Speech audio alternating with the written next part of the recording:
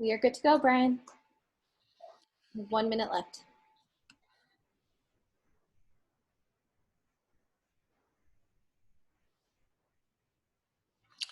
Good day and welcome to the AURP BioHealth Innovation District session on bio and pharma manufacturing. I want to thank all of our attendees and our sponsors and our presenters today. My name is Brian Darmody. I'm Chief Executive Officer of the Association of University Research Parks. Speaking to you from our Washington, D.C. office in the University of Maryland Discovery District, and assisted by my fellow AURP staff members, Vicki Palmer and Diana Horn, who are operating out of the University of Arizona Tech Parks for our main office in Tucson, Arizona. The COVID-19 pandemic vividly demonstrates the need for rethinking ways to manufacture biological materials and create sustainable medical product supply lines for the United States.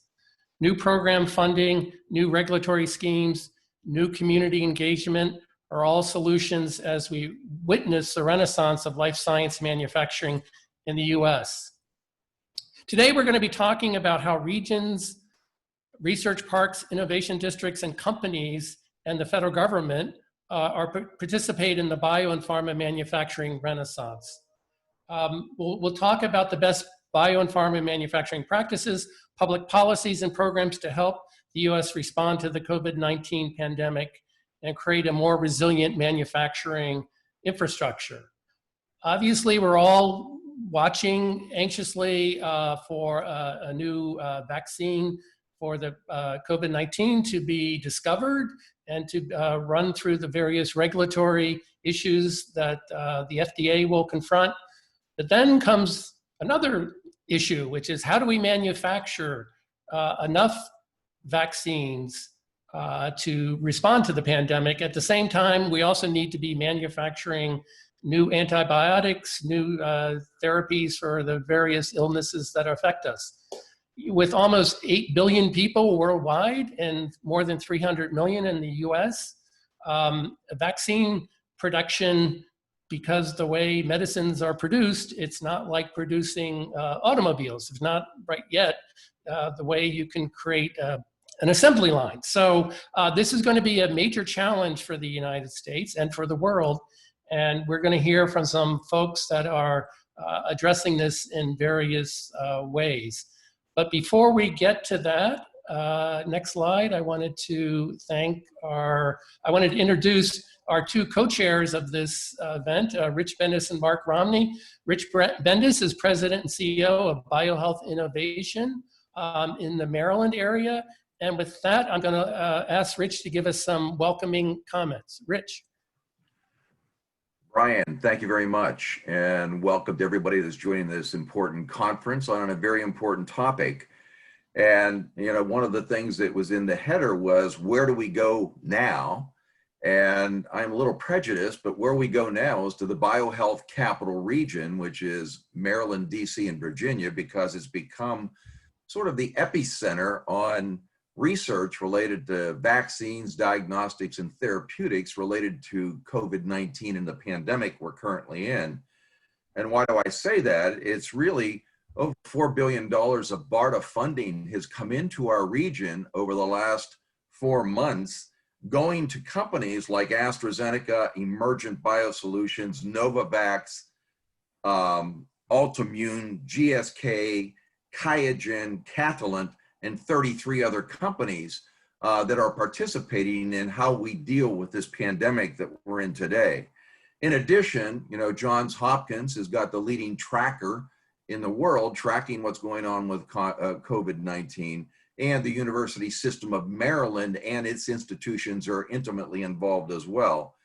In addition, we have the National Institute of Health with its 27 institutes and 6,000 scientists, the Food and Drug Administration, which is doing accelerated regulatory approvals, hopefully not too accelerated, and we'll get the right vaccine out there. And of course, we have Dr. Fauci in our region as well. So I'd just like to welcome everybody to this conference and hope you enjoy the many excellent speakers in this conference today. Thank you, Brian. Thanks, Rich. Now we'll hear from Mark Romney, Chief Industry Alliances Officer at UC Davis at Aggie Square in Sacramento. Mark. Brian, thank you so much.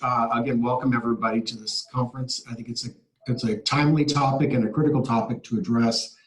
For Aggie Square is a new research innovation district that is in development right now, about 1.1 million square feet, breaking ground in the spring of 2021, and it'll be completed in the summer of 2023. Includes roughly 600,000 square feet of life science space for both industry and academic uses, focusing on multiple thematics from regenerative medicine to neurosciences and cancer and other themes. But biomanufacturing is one of the key amenities and attributes of Aggie Square, is that it helps us amplify the cell, in the case of cell and gene therapy, amplify our pipeline that we have at UC Davis, from discovery to process development to manufacturing for clinical trials, and bringing in additional industry partners to help on the commercial manufacturing of approved products. Also, we're looking at expanding our whole workforce training, and especially the entry-level certificate-based in cell and gene therapy, biomanufacturing, partnering with local community colleges as well as industry to amplify and create that labor workforce that's needed for the region. So I look forward to everybody's presentations today and answering any questions that may come up, and thank you again. Thanks, Mark, and thanks, Rich. Okay, I think we're now going to move to thank some of our sponsors, Sterling Bay, and you'll be hearing from James Gillespie from Sterling Bay later on, EAGB, and you'll be hearing from Michelle Welly later on, and the Delaware Prosperity Partnership, and you'll be hearing from Ariel Ruswitz, Director of Innovation at Delaware Prosperity Partnership later on. But we do want to thank our sponsors. Next slide. And then our corporate sponsors. So I mentioned University of Arizona Tech Parks, where the AURP office is. Our other sponsors include Wexford Science and Tech, the University Financing Foundation, Whiting Turner, Collaborative Real Estate, Sterling Bay, King Abdul, University of Science and Technology, Perkins and Will, Tech Economy, the Park at Auburn, Fraunhofer USA, Maryland Department of Commerce, Ventas, Centennial Campus at NC State, HOK, Veritas, CIFA, and again, EAGB. Next slide. So, Rich mentioned the DC, Maryland, Virginia area. And so I'm very pleased that we have Eric Edwards, who's is a seasoned pharmaceutical executive, entrepreneur, and inventor. He is currently the co-founder and chairman of the board for Plow Corporation, which is in the Virginia Bio Plus Tech Park, one of our AURP members. And he's going to be talking about the importance of repatriating medicine manufacturing to the US. Dr. Edwards. Well, thank you, and thank you everyone for joining us today. I'm really excited to be talking about this important topic and being a part of this meeting. Hope you will find this to be both informative and hoping that it will also stimulate further discussion, especially as an individual here in Richmond, Virginia, who started this out of the Virginia Biotechnology Research Park. I'm also on the board of Activation Capital. It's amazing how university research parks can really translate and stimulate the economy and entrepreneurial thinking, and really help support startups and early growth companies. And we've certainly seen that here, and it continues to be the case. Just starting off and telling you a little bit about Flow and how this all got started. Let me first start by a story a few weeks ago, where tonight I will ride as a medical director for a rescue squad. I have been pulling as a paramedic for 22 years, and now as an MD, I still support as a medical director, providing medical direction and helping to train paramedics.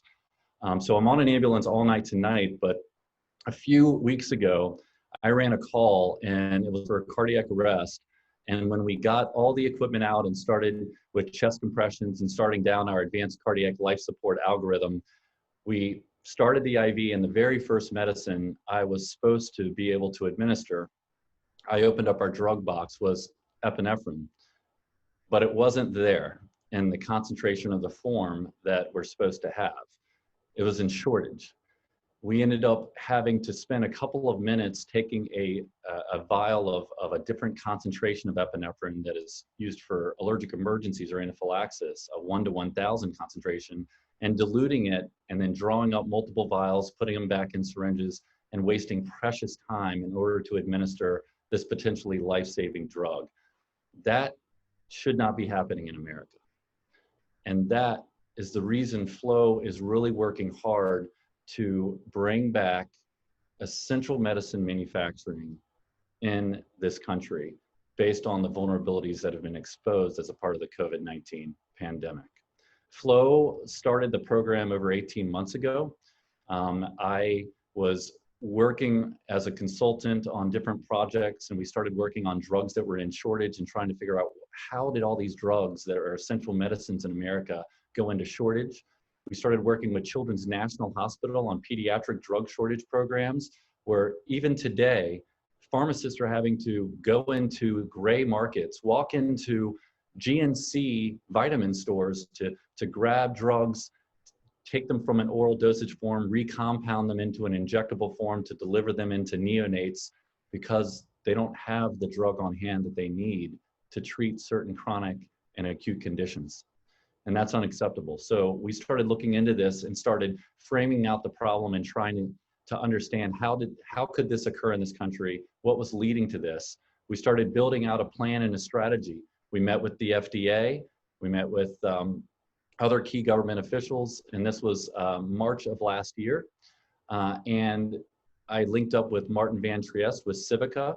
Civica is one of the largest nonprofit pharmaceutical companies in the United States of America, as well as some other leading veterans in the industry to try to figure out how could we solve for essential drug shortages in America. And then COVID-19 hit. And the rest is history, and we'll talk a little bit about how that allowed us to accelerate our original plan focused on these essential medicines. Next slide. So our vision's a big one.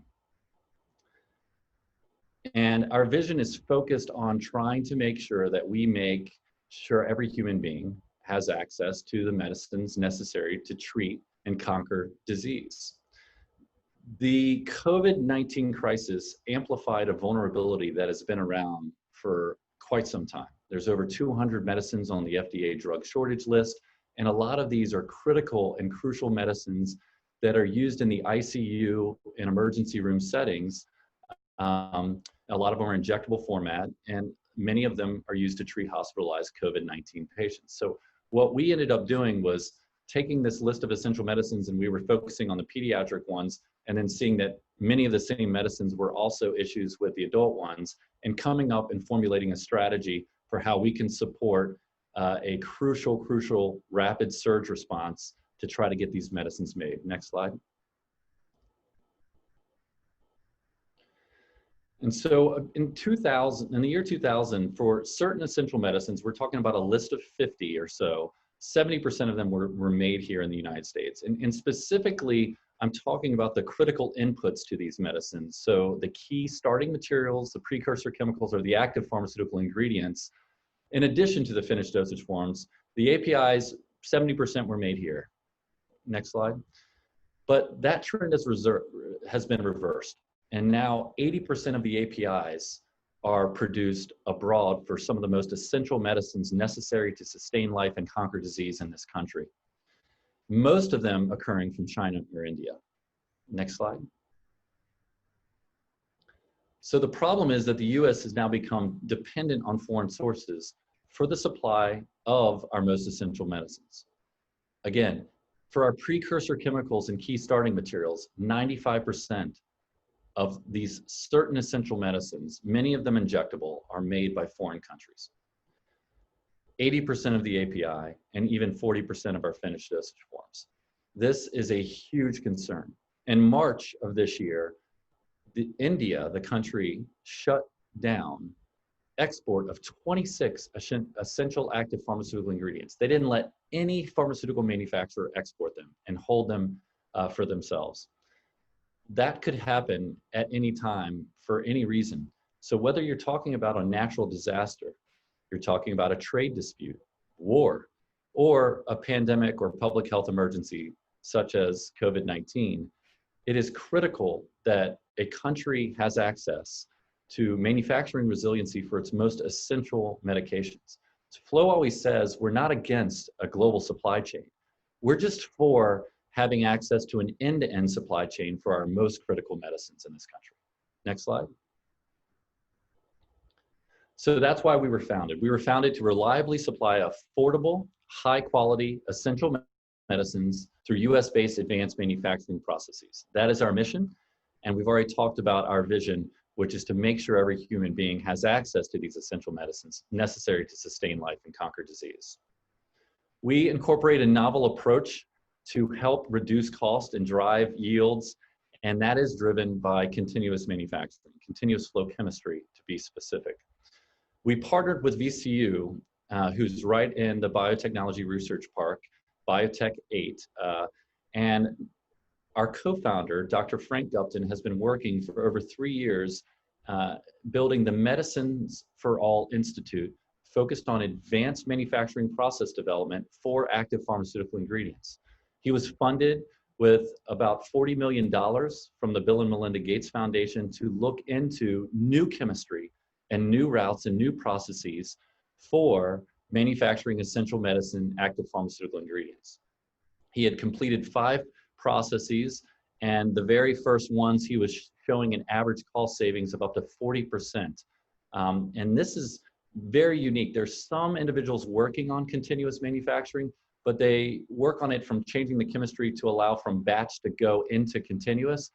What Frank was doing differently was he was starting over from the basic chemical building blocks and using interesting route scouting and paper studies and pharmacoeconomic analyses to try to determine what's the most cost-effective chemistry and pathway using processes that we now know can exist, new chemistry over the last couple of decades, in order to not only improve yields and reduce waste, but most importantly, reduce costs for these essential medicines. Because if we're going to be competitive in a global marketplace, we have to reduce the cost of manufacturing. And it is with this platform that Flo came in and said, listen, Frank, we're working on these processes for the developing world. You've already demonstrated an ability to reduce the cost and improve the yields using advanced flow chemistry and continuous manufacturing processes for drugs and HIV, TB, and malaria. What if we did the same thing for drugs in shortage?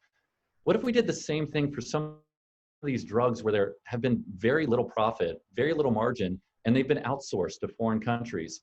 How can we use this advanced chemistry to be competitive once again in this country? And so that began the partnership over a year ago. And this is the first part of our focus at Flo, using flow chemistry and pharmaceutical technology to really move the ball forward, since the FDA has been asking manufacturers for quite some time to start incorporating advanced manufacturing processes into their pharmaceutical development. Unfortunately, and especially in the generic pharmaceutical industry, no one has decided to take upon this very challenging task. And one of the reasons is it's very expensive to transition from a batch manufacturing to a continuous process. And you need the government's help really to do it if you're going to guarantee that on the other end of it are reduced cost systems where you can be competitive in a global marketplace. Next slide. So that's exactly what we asked for. We went to the federal government. We were some of the first ones in the entire country, if not the very first one, to say, here are 40 medicines that you're going to run out of as a part of COVID-19. We raised our hand back in January of 2020 and said, these are essential medicines that you need to focus on procuring immediately. Because if you don't, it's not going to matter if you don't have enough ventilators. You're not going to have the medicines to intubate a patient to actually get them onto the ventilators. All of these drugs were in shortage before COVID-19, and we saw hospitals pulling out of the channel out of the third-party logistics agencies, out of the wholesaler channel, and there was no way to recover those drugs. So once they're out of the channel, they're gone. There was no visibility into what was left in the channel, and Flo said, watch out, here are the drugs you need to have manufactured immediately. And then we said, and we need to develop a plan to ensure long-term resiliency because this isn't going to go away. So the Flo U.S. government plan involves 5 components, tasks, 2 different major areas. The first is rapid surge response to support the COVID-19 effort.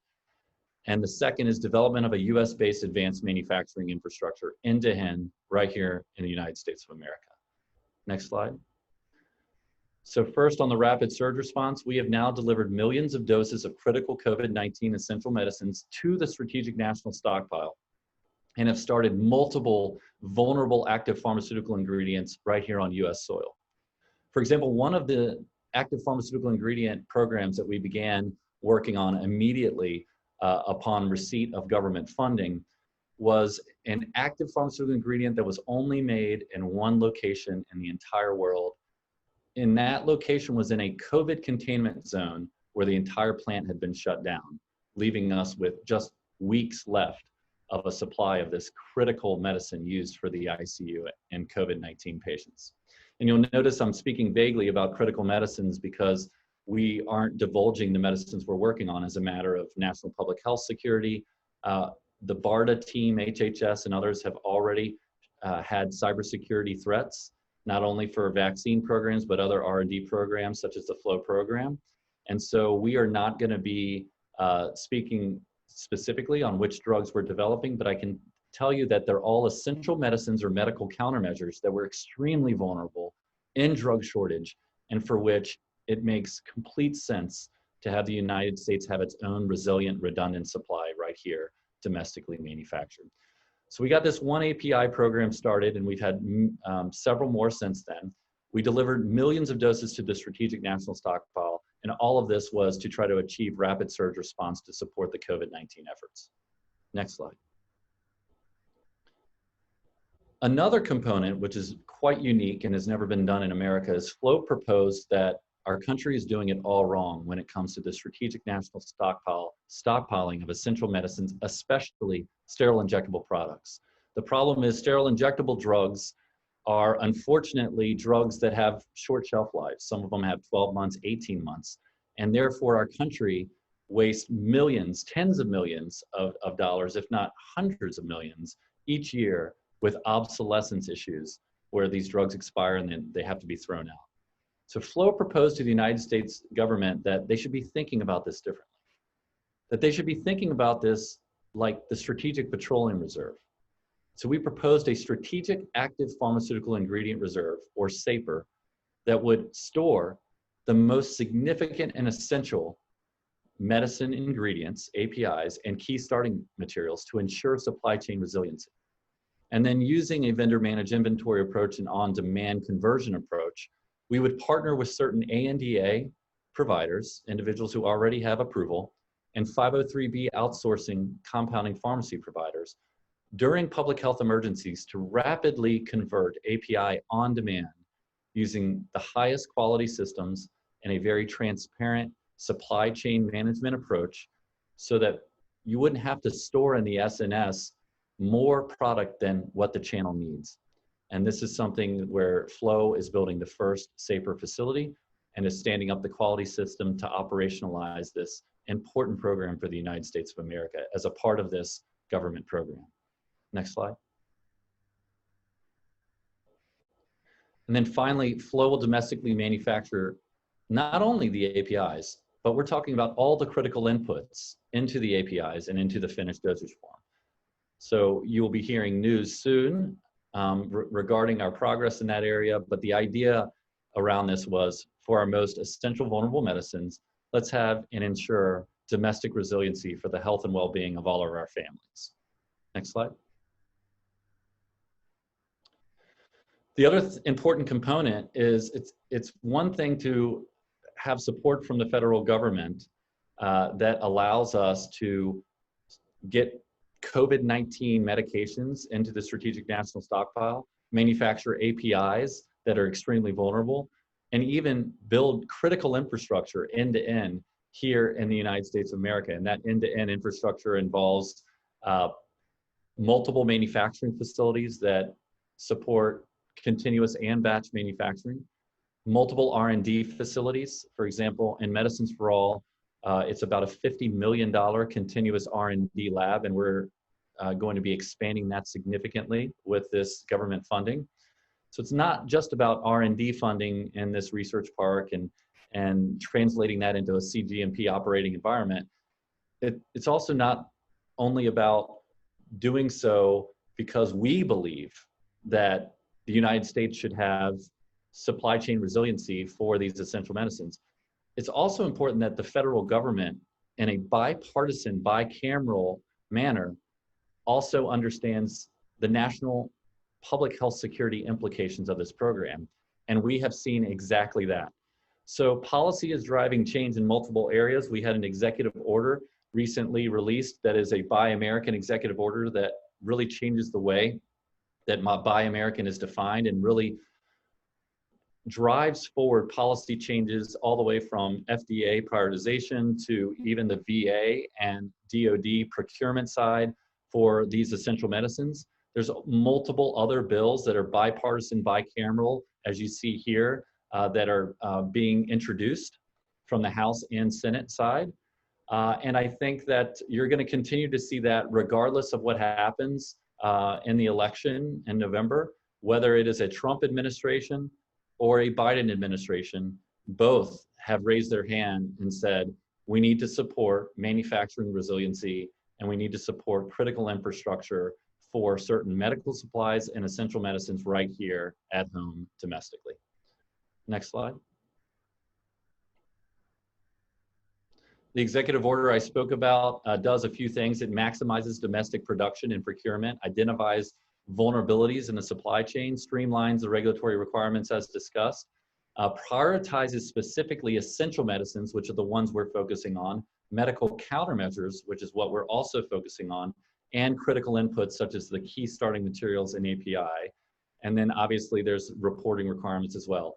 We believe this executive order has significant teeth and will likely have many aspects of it already in place prior to any administration change as well. We already see many things are underway that are tied to this order.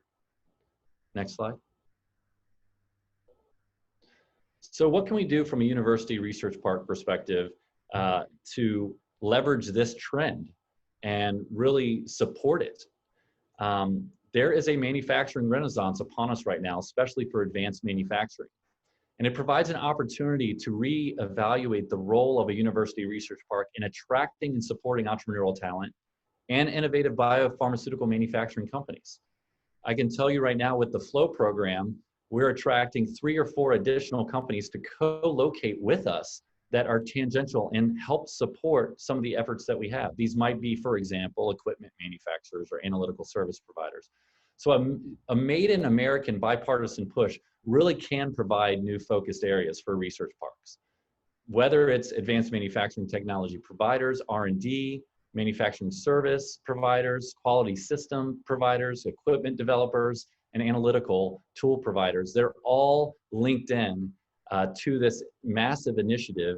And there's a lot of opportunity that can arise here because of this massive domestic push, both from the Democratic and Republican agenda perspective. And I think that you're also starting to see this push not come only at the federal level, but also from a state level for resiliency as well.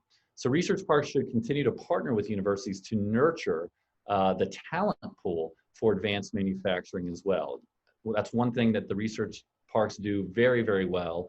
Take a look at what talent exists and what experience exists, and then use that to also attract additional talent in these areas of advanced manufacturing. Finally, university research parks, entrepreneurs, and private industry should partner together and align on a shared vision that helps support this rebirth and innovative ecosystem. The park should be more than just a place. And sometimes I think many research parks focus on how many tenants are leasing space more than seeing how can we leverage this space and the people and the great talent that we have and the intellectual property coming out of the university to really support key macroscopic and macroeconomic trends. And this one from advanced manufacturing is certainly one of them. Next slide.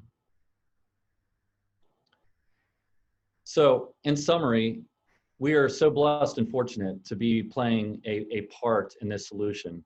Flow is a big program. It's a bold vision. We are tackling drug shortages, one essential medicine at a time. And we're fortunate to have a contract worth up to $812 million by HHS, ASPR, and BARDA to help support achieving this supply chain resiliency. But it's not enough.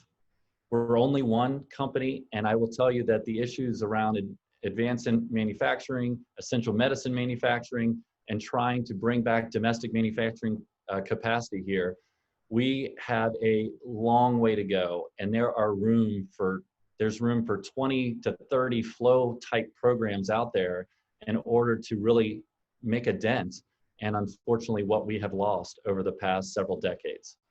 But what we're trying to achieve is near-term COVID-19 excellence and execution to help serve the American public and make sure that if one of your family members or any of us are hospitalized, you don't have to worry about whether or not you have the essential medicines necessary to treat a patient.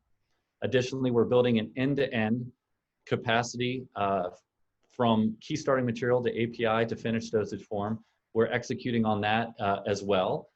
With multiple facilities turning on multiple current US-based manufacturers, and we're going to need R&D partners as well, in addition to our R&D partnership with Medicines for All.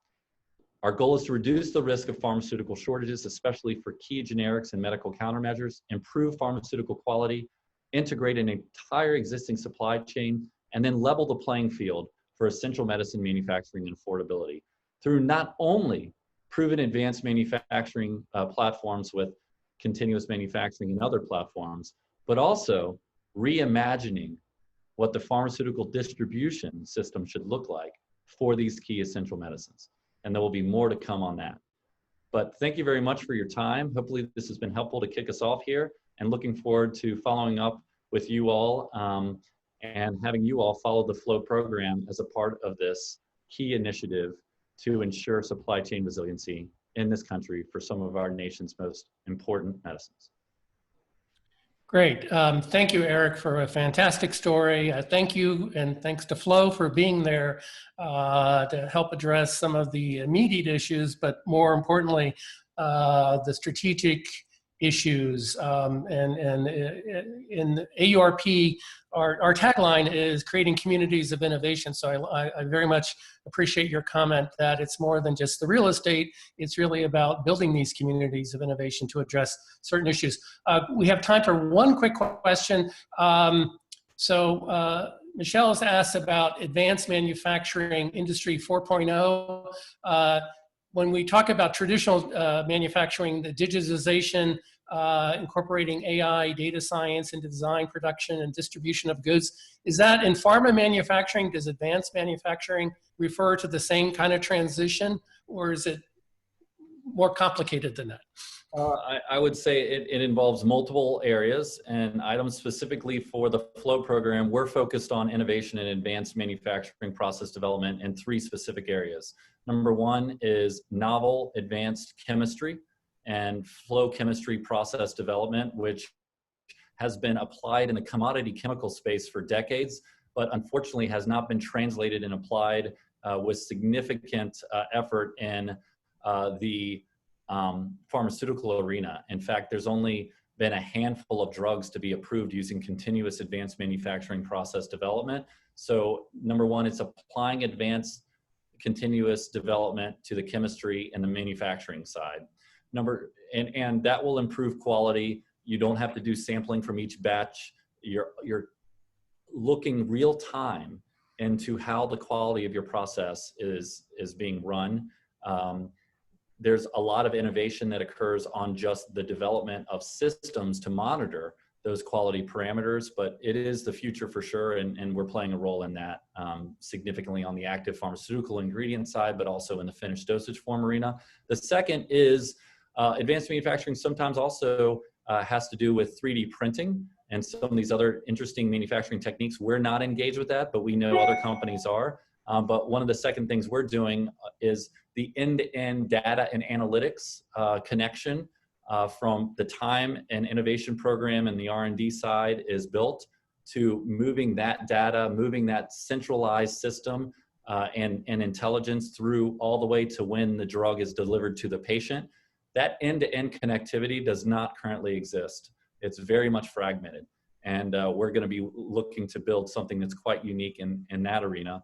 And then the third piece of the puzzle has to do with innovating on some of the manufacturing systems and equipment and making things run a little bit faster with higher yield and having kind of a manufacturing approach that is more automated, let's say, than what has typically been the case. So a lot of times when people think about continuous manufacturing, they're talking about the front end, but they haven't looked at applying continuous approaches throughout the entire cycle of manufacturing, whether that's filtration, crystallization, all these other things that it takes to make a drug. We're going to be applying new techniques, new innovation across the entire supply chain, and there'll be more to come on that. But that there's happy to talk offline about what that looks like, but thank you for the question and appreciate the opportunity to talk about flow.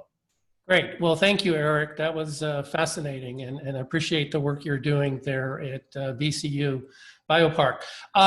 Eric mentioned and talked a lot about federal policy, so this is a great segue to Stephen Etzel, who is the Vice President for Global Innovation Policy at ITIF, a think tank in the DC area, and he will be talking about federal policies to turbocharge America's biomanufacturing renaissance. So with that, I'm going to turn it over to you, Stephen. Well, thank you, Brian, for the introduction, and to AURP for the invitation to be with you today to speak about federal policies to turbocharge America's biomanufacturing renaissance. Next slide. I'm Stephen Etzel, Vice President, Global Innovation Policy at the Information Technology and Innovation Foundation, ITIF. We are a Washington, DC based nonprofit, nonpartisan science, technology, and economic policy think tank who has a mission for advocating for policies that drive innovation-based economic growth in the US and our states and in countries around the world across a wide variety of advanced technology sectors, from biopharmaceuticals to computers, electronics, to clean energy technologies. What I wanted to do today, next slide, is share with you findings from a report that ITIF released in July called Ensuring US Biopharmaceutical Competitiveness. First, assessing the state of US biopharmaceutical competitiveness, and then asking what kind of policies can we implement that would further stimulate US biomanufacturing competitiveness, and the report's available online at the URL below. Next slide. So clearly, biopharmaceuticals represent a critical industry for the US economy. The biopharmaceuticals industry accounts for fully 3.2% of US GDP, employs 500,000 workers directly, several million more indirectly. It produced $67 billion of exports last year, a 35% increase over the year 2010. And as important as any of that, the US clearly leads the world in novel biomedical innovation. As this chart shows, US headquartered enterprises over the past decade have introduced more new to the world drugs, both in absolute terms and as a share of GDP, than any other nation in the world. Next slide.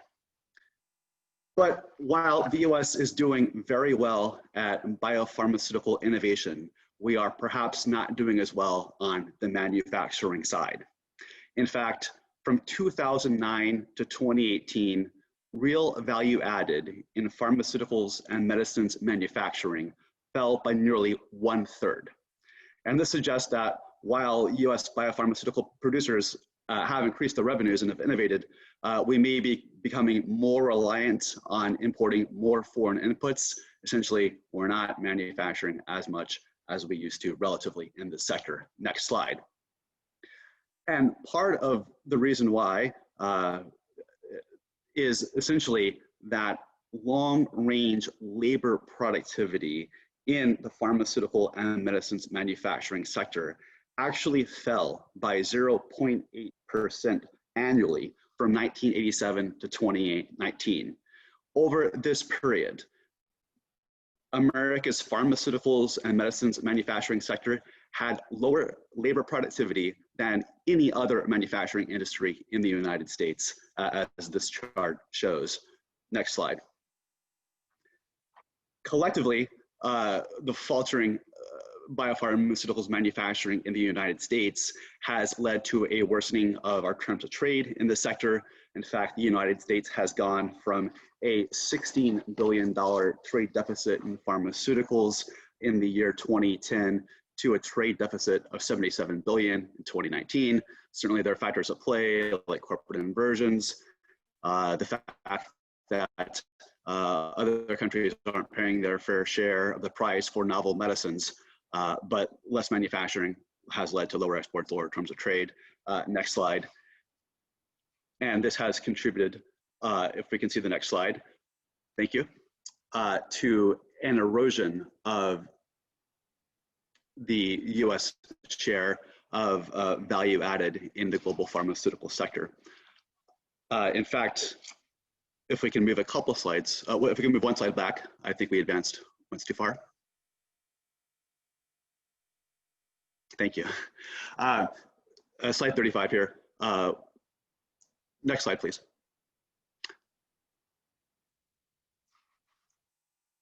Essentially, what we wish to show is that the US share of global value added in pharmaceuticals fell by nearly 1/4 from 2002 to 2018, actually a decline from 34 to 26% of America's share of value added in the global pharmaceutical industry. Next slide. So, as global competition in biopharmaceuticals increases, what policies does the United States need to implement to maintain its leadership, especially with regard to manufacturing? And our report, Ensuring US Biopharmaceutical Competitiveness, makes 4 key policy recommendations. The first is that the United States really needs to work to maintain its existing strengths in areas like world-leading investment in biomedical R&D, a robust intellectual property system, effective policies like the Bayh-Dole Act that stimulate technology transfer and commercialization from universities to the private sector. And we need to ensure that our innovators can continue to earn sufficient and reasonable profits that can be reinvested in biomedical innovation. And I'm going to comment on these 2 points specifically in my next slide. The next set of recommendations the report makes, which I will speak to, regard greater levels of domestic innovation and domestic production. But a key point here is that while the United States, certainly since 1980, has led the world in public-private biomedical R&D investment, the reality is that the federal contribution, especially federal R&D funding through the National Institutes of Health, is faltering. While certainly it's increased in real dollars and inflation-adjusted dollars, we're substantially lower than where we need to be.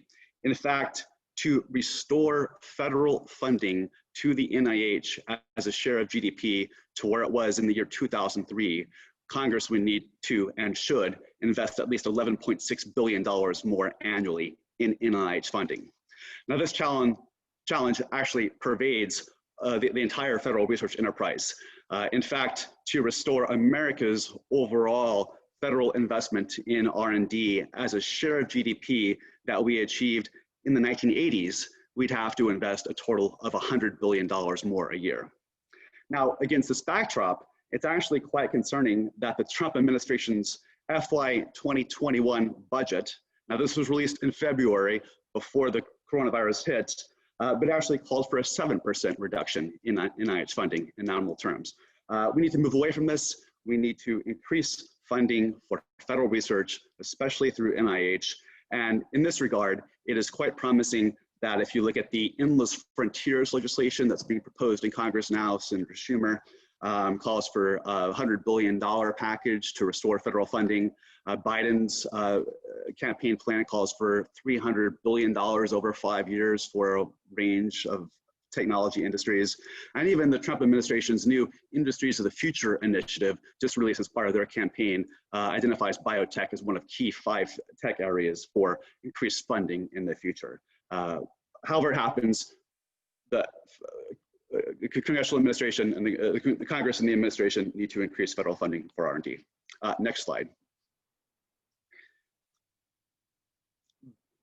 Also of concern is the Trump administration's recently Sunday night introduced Most Favored Nation International Reference Price Index Executive Order, which would essentially tie Medicare Part B and Part D reimbursements for medicines to the prices paid in a basket of foreign nations.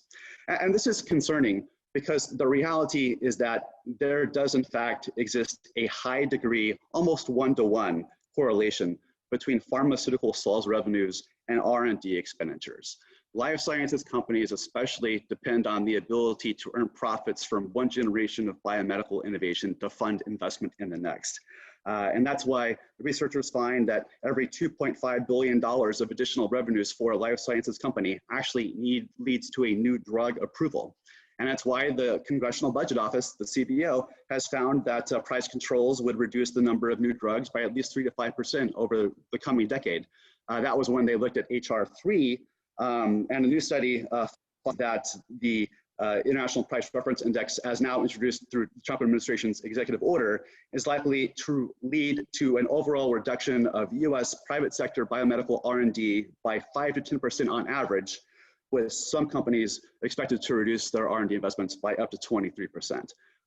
This is an industry that depends on profits to reinvest in innovation. Now, of course, we need to control system costs, be mindful of what consumers pay out of pocket, but it's important to look for R&D efficiency in the system. But if the only thought is just price controls, almost all research finds this is going to lead to less R&D, less innovation, and less drugs in the future. Next slide. But as Eric said, what we fundamentally wish to do is spur greater levels of domestic biopharmaceuticals production. Harvard Business School professors Willie Shih and Gary Pisano have developed a very interesting maturity modularity matrix.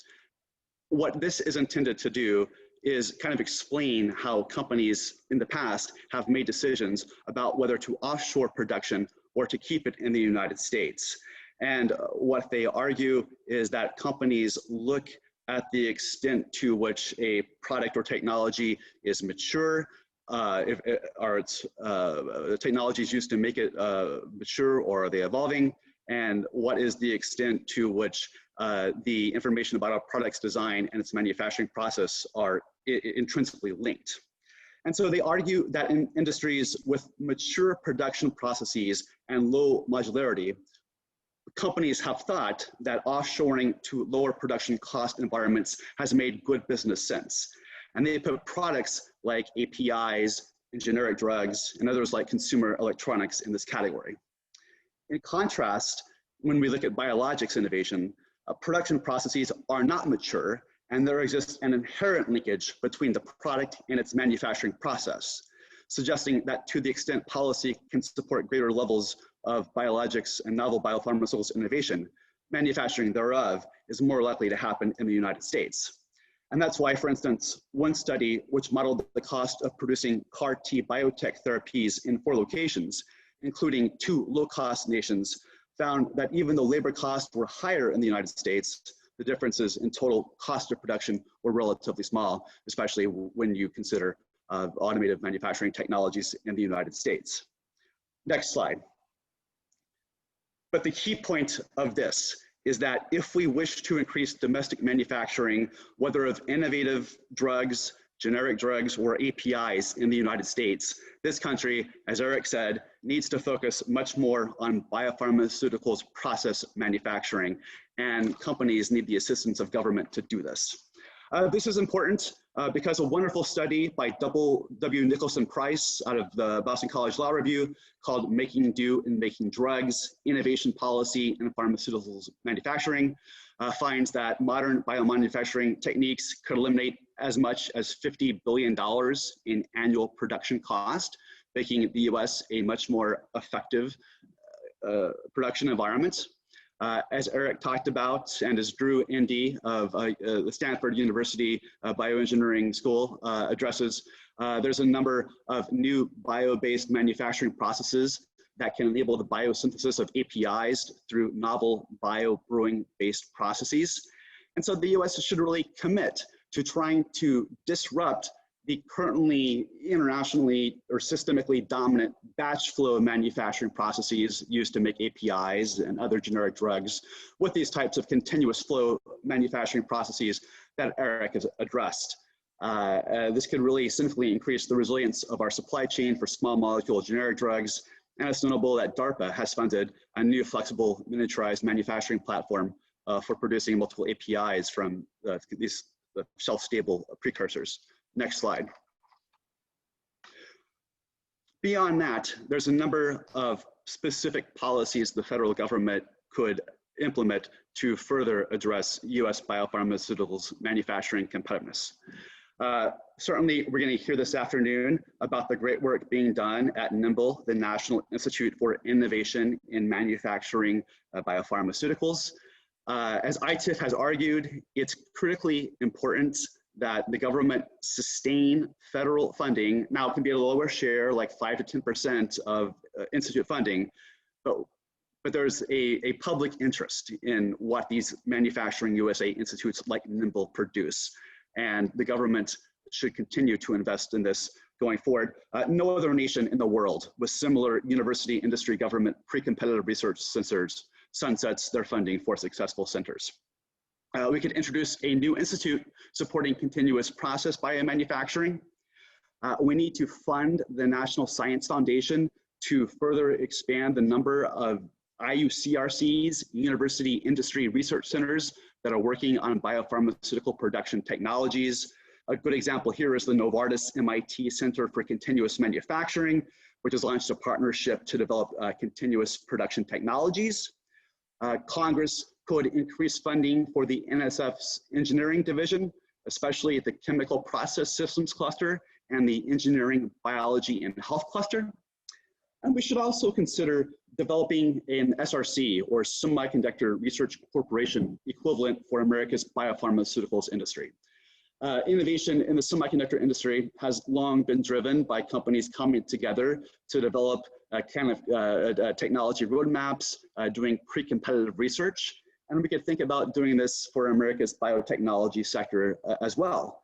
And further, the federal government should match the industry's funding for research institutes and universities participating in these types of consortiums, developing these roadmaps on at least a dollar for dollar basis. Next slide.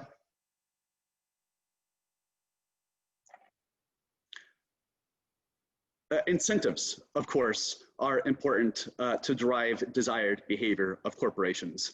And the US has really historically been a world leader in developing new tax credits and incentives designed to stimulate innovation across an economy.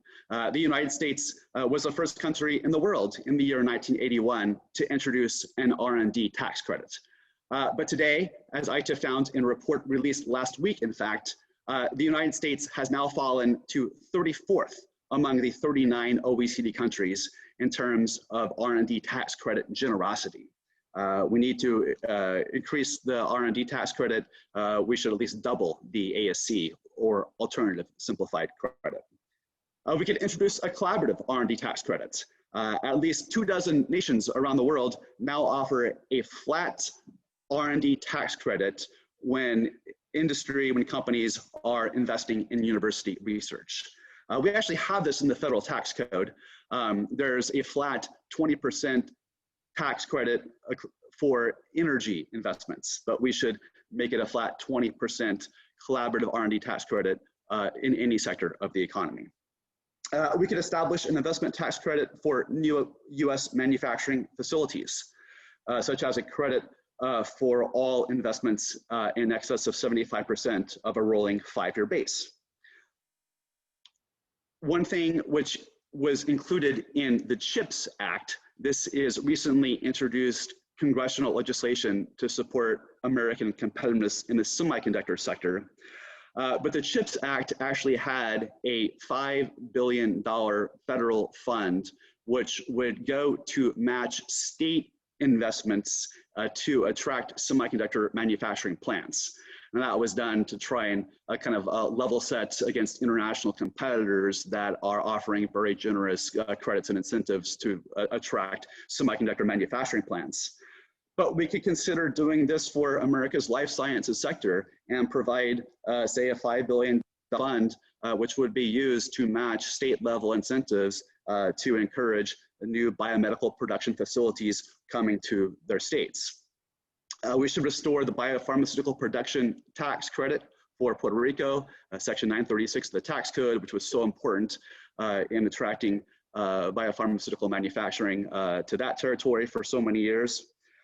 And another key point is that we need to preserve the ability for companies to expense their capital expenditures, their CapEx in the first year.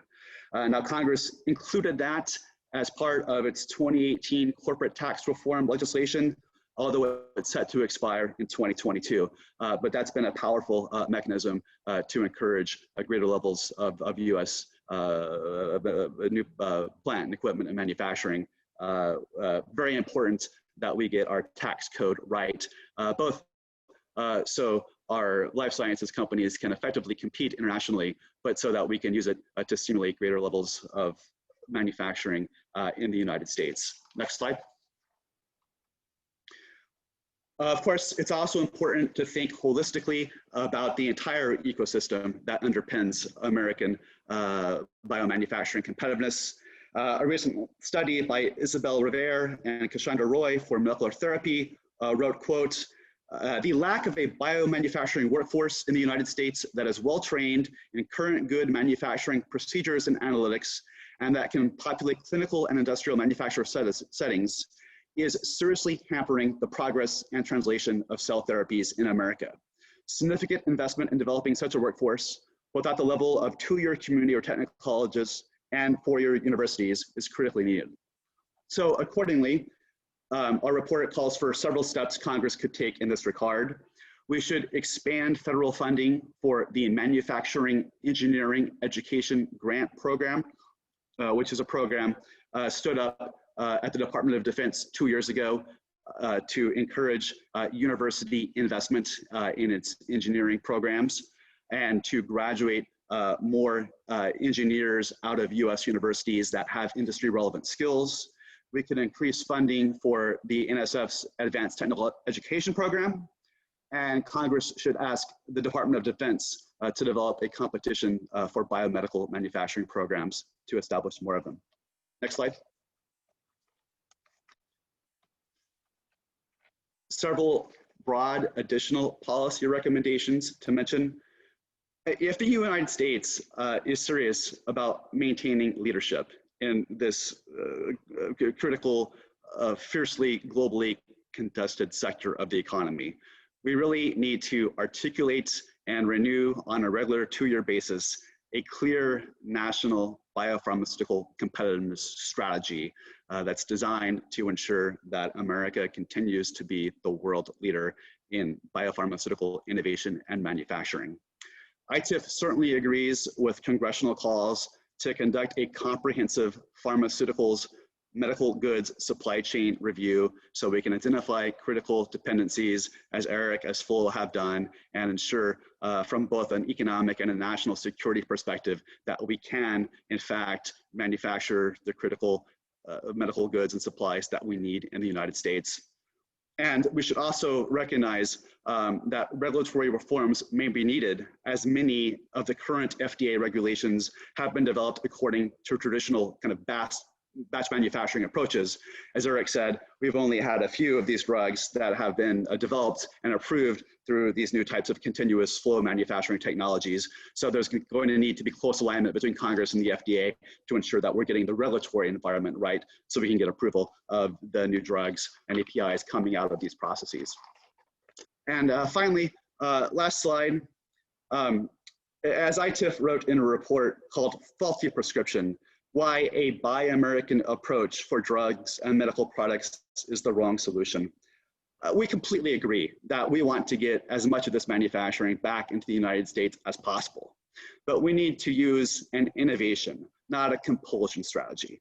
If we're focused only on a Buy America approach, it does several things. It's going to increase costs potentially. It's going to ignore the benefits that are provided by global supply chains. I understand like the ventilators that were being produced as part of this crisis had as many as 700 different parts that were being contributed by companies located all around the world. A purely Buy America approach could intentionally actually reduce supply chain resiliency. When we had Hurricane Maria hit Puerto Rico, for instance, Gottlieb noted that, quote, it's a serious situation. There's a potential for shortages in as many as 40 high priority drugs, including a dozen that can't be introduced or developed anywhere else in the United States. So if you're only Buy America, we may surreptitiously and unintentionally make ourselves less resilient. But more importantly, if America resorts to a Buy America approach, whether it's for medical goods or for the provision of digital services to the federal government, that's going to only legitimize and encourage other nations to put in place reciprocal behaviors that undermine the rules-based global trade system. And they might even contravene our WTO commitments under the GPA, the Government Procurement Agreement. So at the end of the day, the problem with Buy America is that it fundamentally fails to boost US innovation and competitiveness. But if we are to implement the kinds of policies we've been talking about here, we'll be able to manufacture here, and we won't have to resort to a compulsorily Buy American approach. So with that, next slide, and hopefully on time at 2:02 p.m. for you. I want to thank Brian and AURP for the invitation to be with you this afternoon. It's been a great pleasure, and we continue to look forward to working with you all to create a policy environment that ensures American leadership in this critical sector. Thank you. Great. Thanks, Stephen. That was great. Fantastic presentation. A lot of great, very specific policy recommendations that I think align very much with what we're trying to do on this webinar. Later on, we'll talk a little bit about technician training, some topics you spoke about, and then also spreading the areas, not just Dr.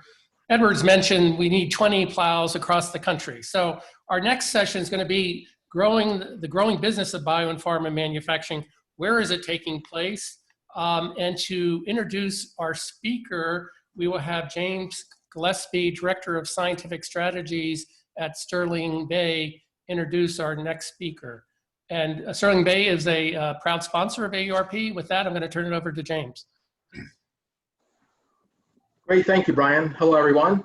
And the presentation will come up here soon. We're really pleased at Sterling Bay to be a sponsor of today's great conference.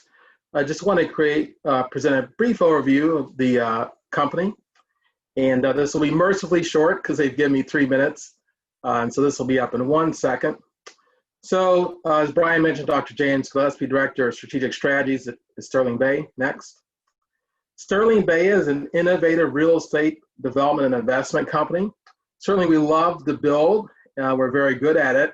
But more than anything, more than just physical structures, we excel at building trust, relationships, and ultimately building value for our communities and for our partners. Sterling Bay, although we're based in Chicago, we're fully national. Next. But the one project I want to talk about briefly today is we're building in Lincoln Yards a tremendous new life science development. It's going to be 55 acres, and it's going to have a life science cluster in it. What's really interesting and exciting is that this is going to be part of a bigger 55-acre neighborhood. Next. Here, for those of you who are familiar with Chicago, it's going to be located on the north side of Chicago, along the Chicago River, and in the middle of three terrific neighborhoods: Lincoln Park, Bucktown, Wicker Park. It's a great location, just 10 miles from Chicago, in a really scenic setting. Next.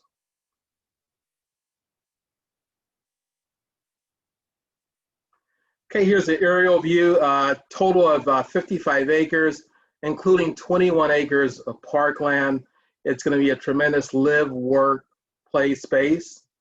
It's going to include over 100 new retail shops, restaurants, 500 residences, and over 1,000 hotel rooms. Next. So I'm going through these pretty quickly, but here you see the beautiful anchor building. It's going to be over 300,000 square feet of what lab space plus offices. Next. And the next three pictures just give you a sense of the better visual sense of the building. You can see a really gorgeous layout. I'm not an architect. I'm actually not a real estate person, but I certainly can appreciate a really terrific building. Next. And there is the atrium for the building. This emphasizes again that this will be so much more than just lab space. This is going to be a place to network, to collaborate, to grow community within the life science ecosystem that's going to be at Lincoln Yards. Next. Here is a floor plan, and it's going to emphasize the overlap between office and lab. Next. Okay, these next slides I'll go through even more quickly. This captures a sense that this is going to be part of an exciting 55-acre neighborhood. Next, which will include entertainment spaces, public plazas. Next. And then, as I mentioned, 21 acres, so about 40% of this next is going to be actually open park space. So next. So we're actively seeking collaborators, both for the Lincoln Yard space in Chicago, as well as around the country as we increasingly expand our national footprint. So feel free to reach out to me. I know I went through that pretty quickly, but we welcome potential collaboration. Now, switching gears, I'm really fortunate to introduce Alex Philippides, who's a senior editor in genetic and biotech engineering news. As we all know, Alex has a distinguished and lengthy track record as an editor, reporter, and thought leader in the biopharmaceutical industry. Alex leads the development of the publication's highly profiled and widely respected annual ranking of bioclusters in the US. We're fortunate today that Alex is actually going to talk about the increasingly crucial issue of the potential reshoring of biotech and pharma manufacturing to the US, which of course is the main focus of our conference here today. So I'm really honored and pleased to now turn the audio over to Alex. Alex?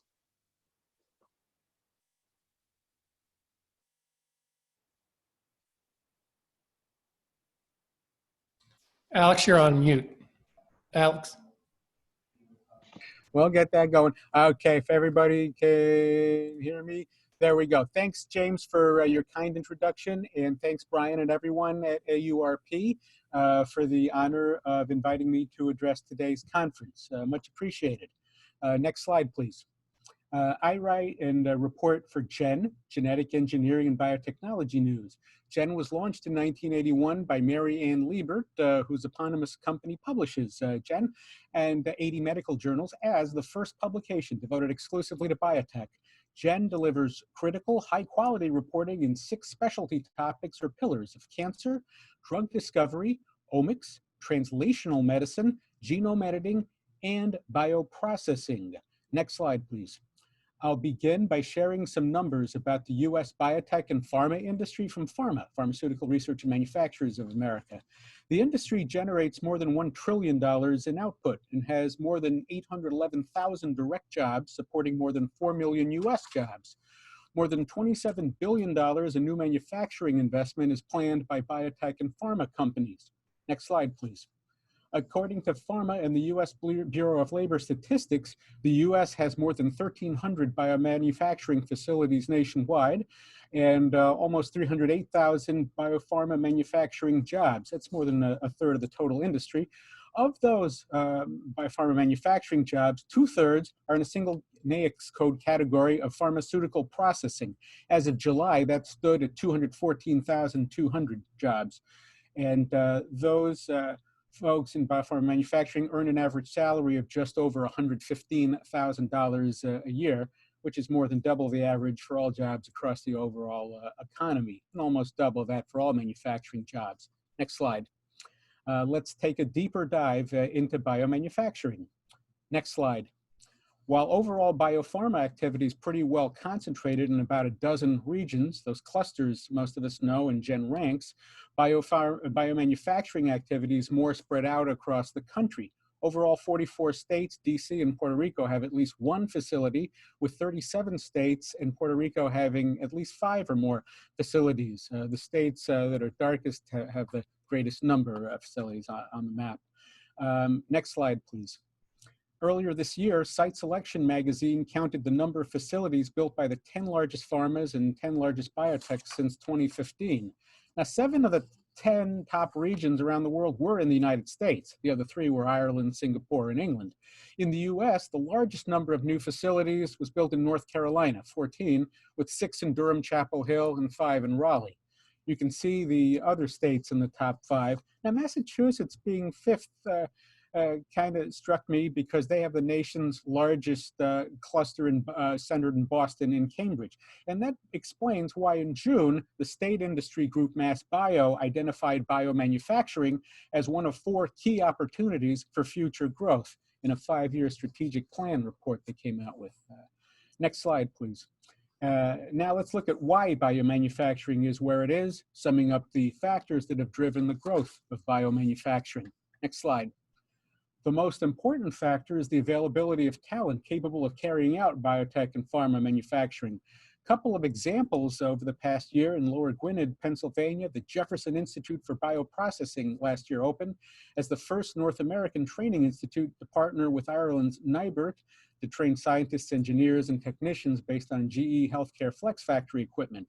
And further south in Raleigh, at NC State, is BTech, the Biomanufacturing Training and Education Center, which oversees 2 facilities housing industry standard equipment and a simulated CGMP pilot plant. Last year, BTech and NC State joined Technical University of Denmark to launch a 5-year biomanufacturing research and training program using $27 million in funding from the Novo Nordisk Foundation. Next slide. A few years back, Alexander Tranmer and Jim Demichis of Camoin Associates, that's an economic development consulting firm, observed that biopharma companies and jobs tend to cluster where there are dense ecosystems of education and R&D, along with healthcare institutions.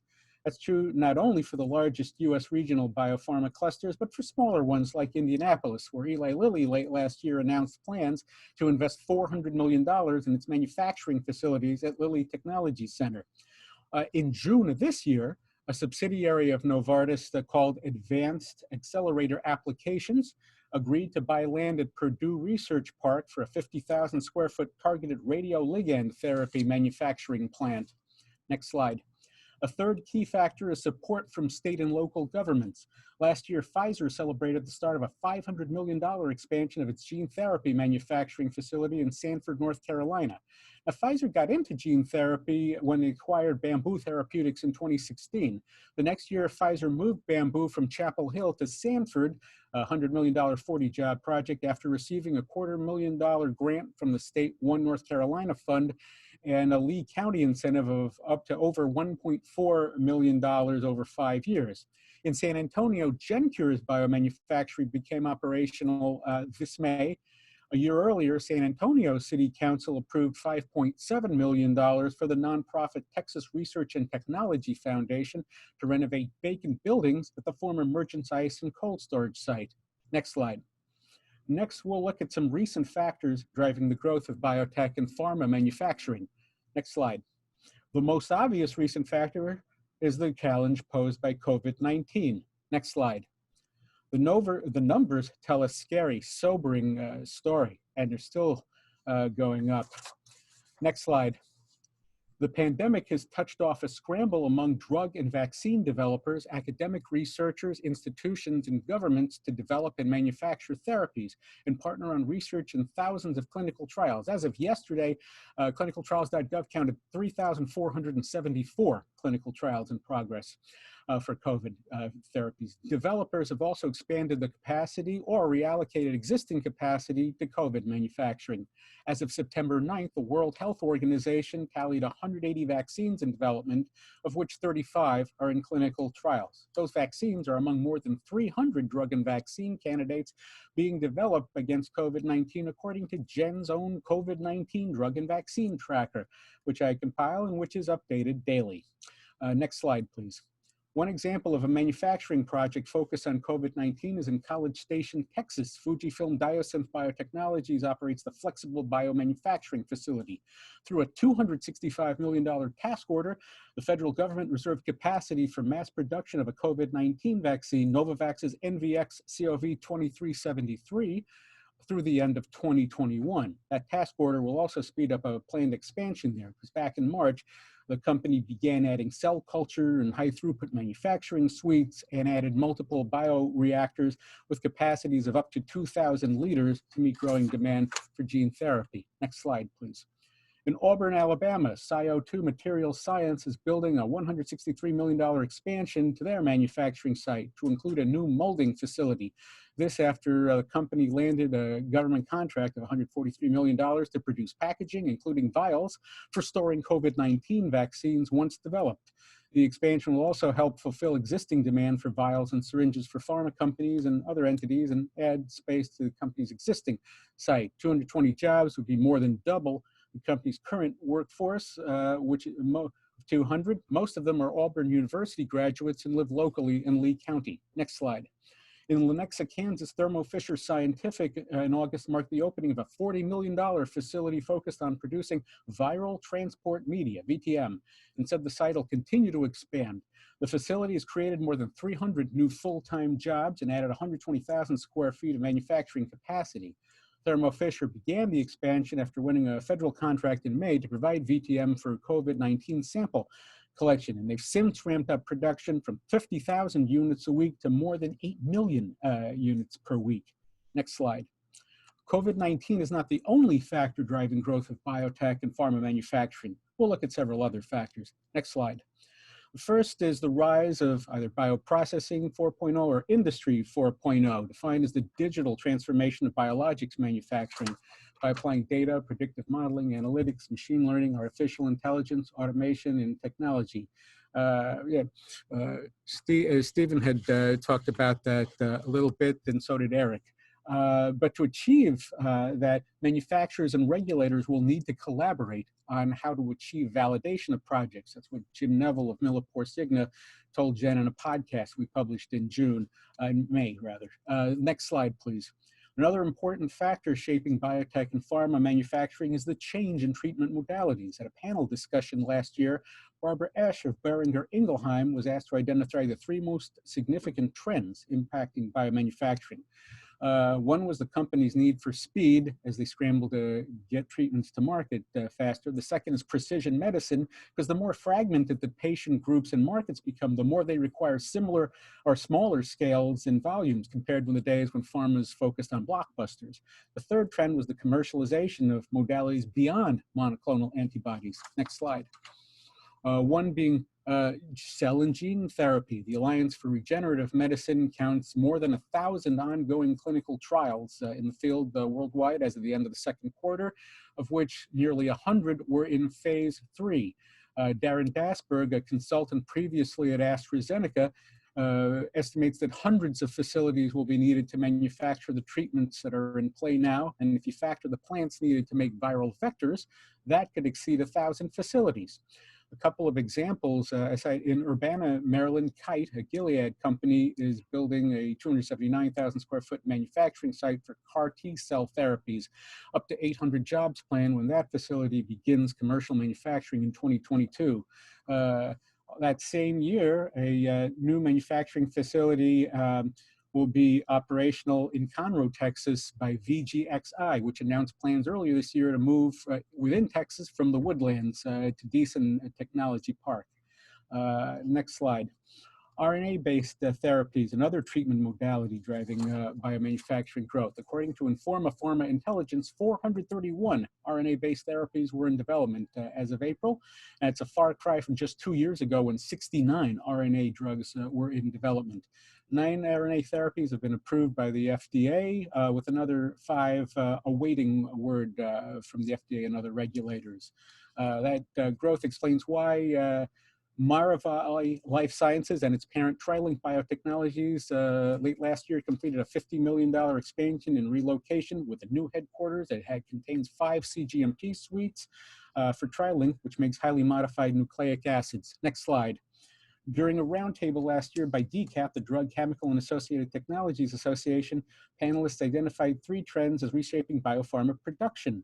One is a wider adoption of single-use technology, which has been covered before, as well as more flexible and potential modular facilities and process intensification strategies up to including fully continuous processing. Next slide. Another important factor in growing biopharma manufacturers and their jobs is policies and programs. Later this afternoon, we'll hear more about NIMBLE and its very important work from Director Kelvin Lee. More than 150 members nationwide, including 10 leading global pharmaceutical manufacturers, small businesses, and academic and federal scientists. Next slide, please. One of the nation's most significant biotech and pharma manufacturers, arguably, is the U.S. military. A couple of biomanufacturing efforts from the military. One is DARPA, the Defense Advanced Research Project Agency's Living Foundries program, whose 1,000 molecules initiative succeeded and met that goal last year and has already surpassed 1,500 new molecules. Also, the U.S. Army's Transform program, Transformational Synthetic Biology for Military Environments, looks to harness synthetic biology for custom material production and modifying material properties. Last year, they partnered with the University of Texas to develop novel synthetic biomolecule complexes like the one on the slide, which they believe will be a critical stepping stone toward advanced materials, things from functional coatings or bio-enabled sensing. Next slide. Operation Warp Speed, the COVID-19 pandemic has touched off a multi-billion-dollar federal program through which the Departments of Defense and HHS are funding developers of vaccines, drugs, and diagnostics, and rapidly deployable capabilities, such as a text-based on-demand diagnosis and treatment app being developed by a Seattle startup, 98.6. The goal is 300 million vaccine doses by January 21. So far, more than $15 billion has been committed. And while most of the awardees of that have been big pharmas like AstraZeneca, like Pfizer, like Johnson & Johnson, also, one small company got a total of $72 million through free awards, SAB Biotherapeutics in Sioux Falls, South Dakota.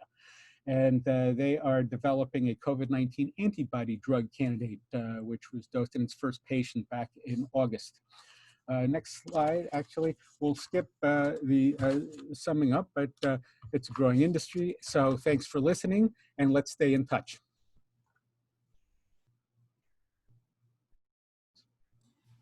Thank you, Alex.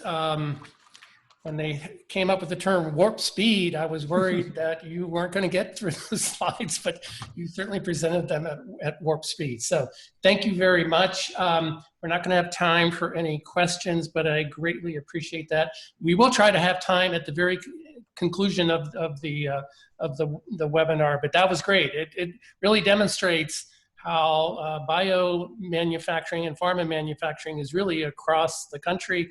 I mean, obviously some clusters, but you mentioned South Dakota, and we'll be hearing from a rep from Nebraska later on, and you've heard earlier from Virginia and other places. So with that, we're going to have a quick sponsor break. Besides Sterling Bay that we heard earlier, I want to welcome Michelle Welly from the Economic Alliance of Greater Baltimore, and she'll just give us a quick overview of some of the great things happening in the Greater Baltimore area. Michelle? Great, thank you so much, Brian. And you all heard earlier from Rich Bendis about the Capital Region.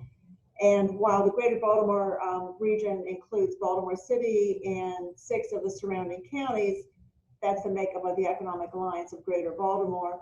We are 35 miles as the crow flies from Baltimore to DC, so we're very much part of the Maryland, DC, Northern Virginia region in terms of the biohealth initiative.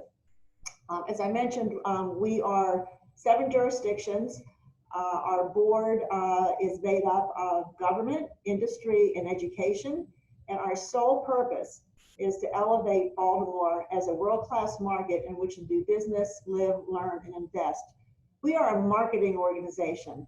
We market the economic development assets of the jurisdictions that we focus on. And those economic development assets are basically clustered around the industry sectors that drive the economies in those jurisdictions. Healthcare, life sciences, and digital health, top of the mountain. Cybersecurity and the defense industry. The region includes both Aberdeen Proving Grounds and Fort Meade. IT and big data, manufacturing, logistics, and agriculture, interestingly enough, a huge economic generator in a number of our local jurisdictions. Greater Baltimore has long been a hub of research in the life sciences. We benefit from unparalleled access to federal resources, and we're home to 3 of the top life science universities in the country: Johns Hopkins University, University of Maryland in Baltimore, and University of Maryland, Baltimore County, all of which anchor world-class bioparks. These resources anchor a scientific community that feeds a robust pipeline of talent to bring innovation out of the lab and into the marketplace. And now, due to the pandemic caused by the spread of COVID-19, Greater Baltimore's deep bench in the life sciences is receiving national, if not international, attention. And we've always been strong in the region in R&D, but we're also strong in pharmaceutical manufacturing, again, receiving worldwide attention. This strength has been demonstrated very recently by Catalent Biologics' recent $130 million expansion near BWI Airport, and Emergent Biosolutions' continued growth in Baltimore City, and the nearly $100 million invested in Greater Baltimore's life science startups so far in 2020. We also have 2 private sector companies, Weller Development and ARE, Alexandria Real Estate Equities, working on the creation of a bioscience hub at Port Covington, a 400-acre mixed-use development site in South Baltimore with immediate access to I-95. Having that potential of a bioscience hub in South Baltimore at Port Covington will continue to support the growth of biopharmaceutical manufacturing, R&D, and the entire biohealth industry in Greater Baltimore. The connection with AURP is critical, and thank you, Brian, for reaching out to the EAGB as a partner, and a lot of what you're doing at AURP. It's critical that we are seen as part of the capital region because of the assets. When you combine Maryland, Virginia, Northern Virginia, and DC, we're really unparalleled across the country in terms of these assets. So thank you very much. If you'd like to have more information, greaterbaltimore.org is our website, and please feel free to call me. My information is available in the program. Again, thank you, Brian, for the opportunity. Great, thanks, Michelle. Our second sponsor you'll be hearing from is Ariel Grusewitz, Director of Innovation for the Delaware Prosperity Partnership. Delaware, of course, is the home of NIMBLE, but there's a lot of other great things going on there. University of Delaware Research Park and Star Park is a major partner with AURP. And with that, I'm going to turn it over to Ariel to give us more information. Thank you, Brian. As Brian said, yes, Delaware Prosperity Partnership is leading the economic development efforts for the state of Delaware, and we're pleased to be sponsored today and recognize and support Delaware's innovation centers, particularly in the life sciences, and we have several: Delaware Technology Park, Delaware Innovation Space, University of Delaware Star Campus, which is the home to the College of Health Sciences, NIMBLE, as Brian said, and the DTP Incubator. All of these sites are producing successful startups and exciting R&D activity. Several Delaware companies are leaders in testing and therapeutic and vaccine development for COVID-19. We play a key role in the region, and we're working hard at DPP to support this sector and seeing increased interest in Delaware from outside the state, as well as our existing companies here to continue to grow. If you want more information or interested in learning more about Delaware, please visit choosedelaware.com and you can contact us. You have our contact information there. Thank you.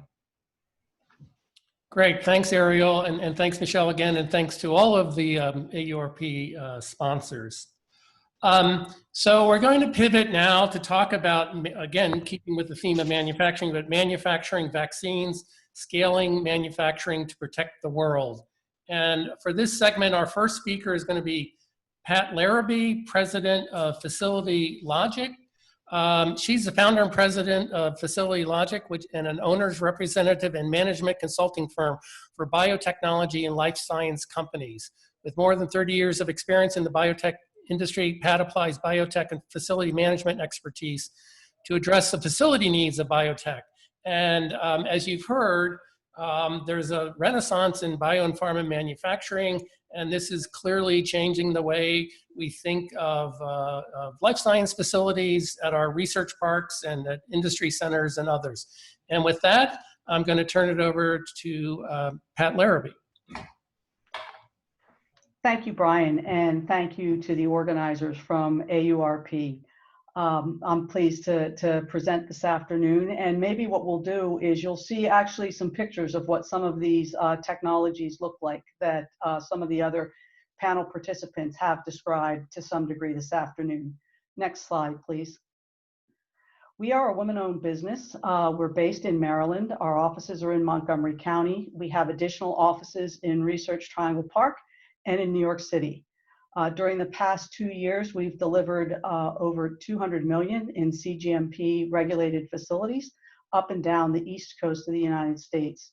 Since our existence, we've participated in the delivery of over 800,000 square feet of lab and CGMP space, and the overall project volume is approaching 450 million.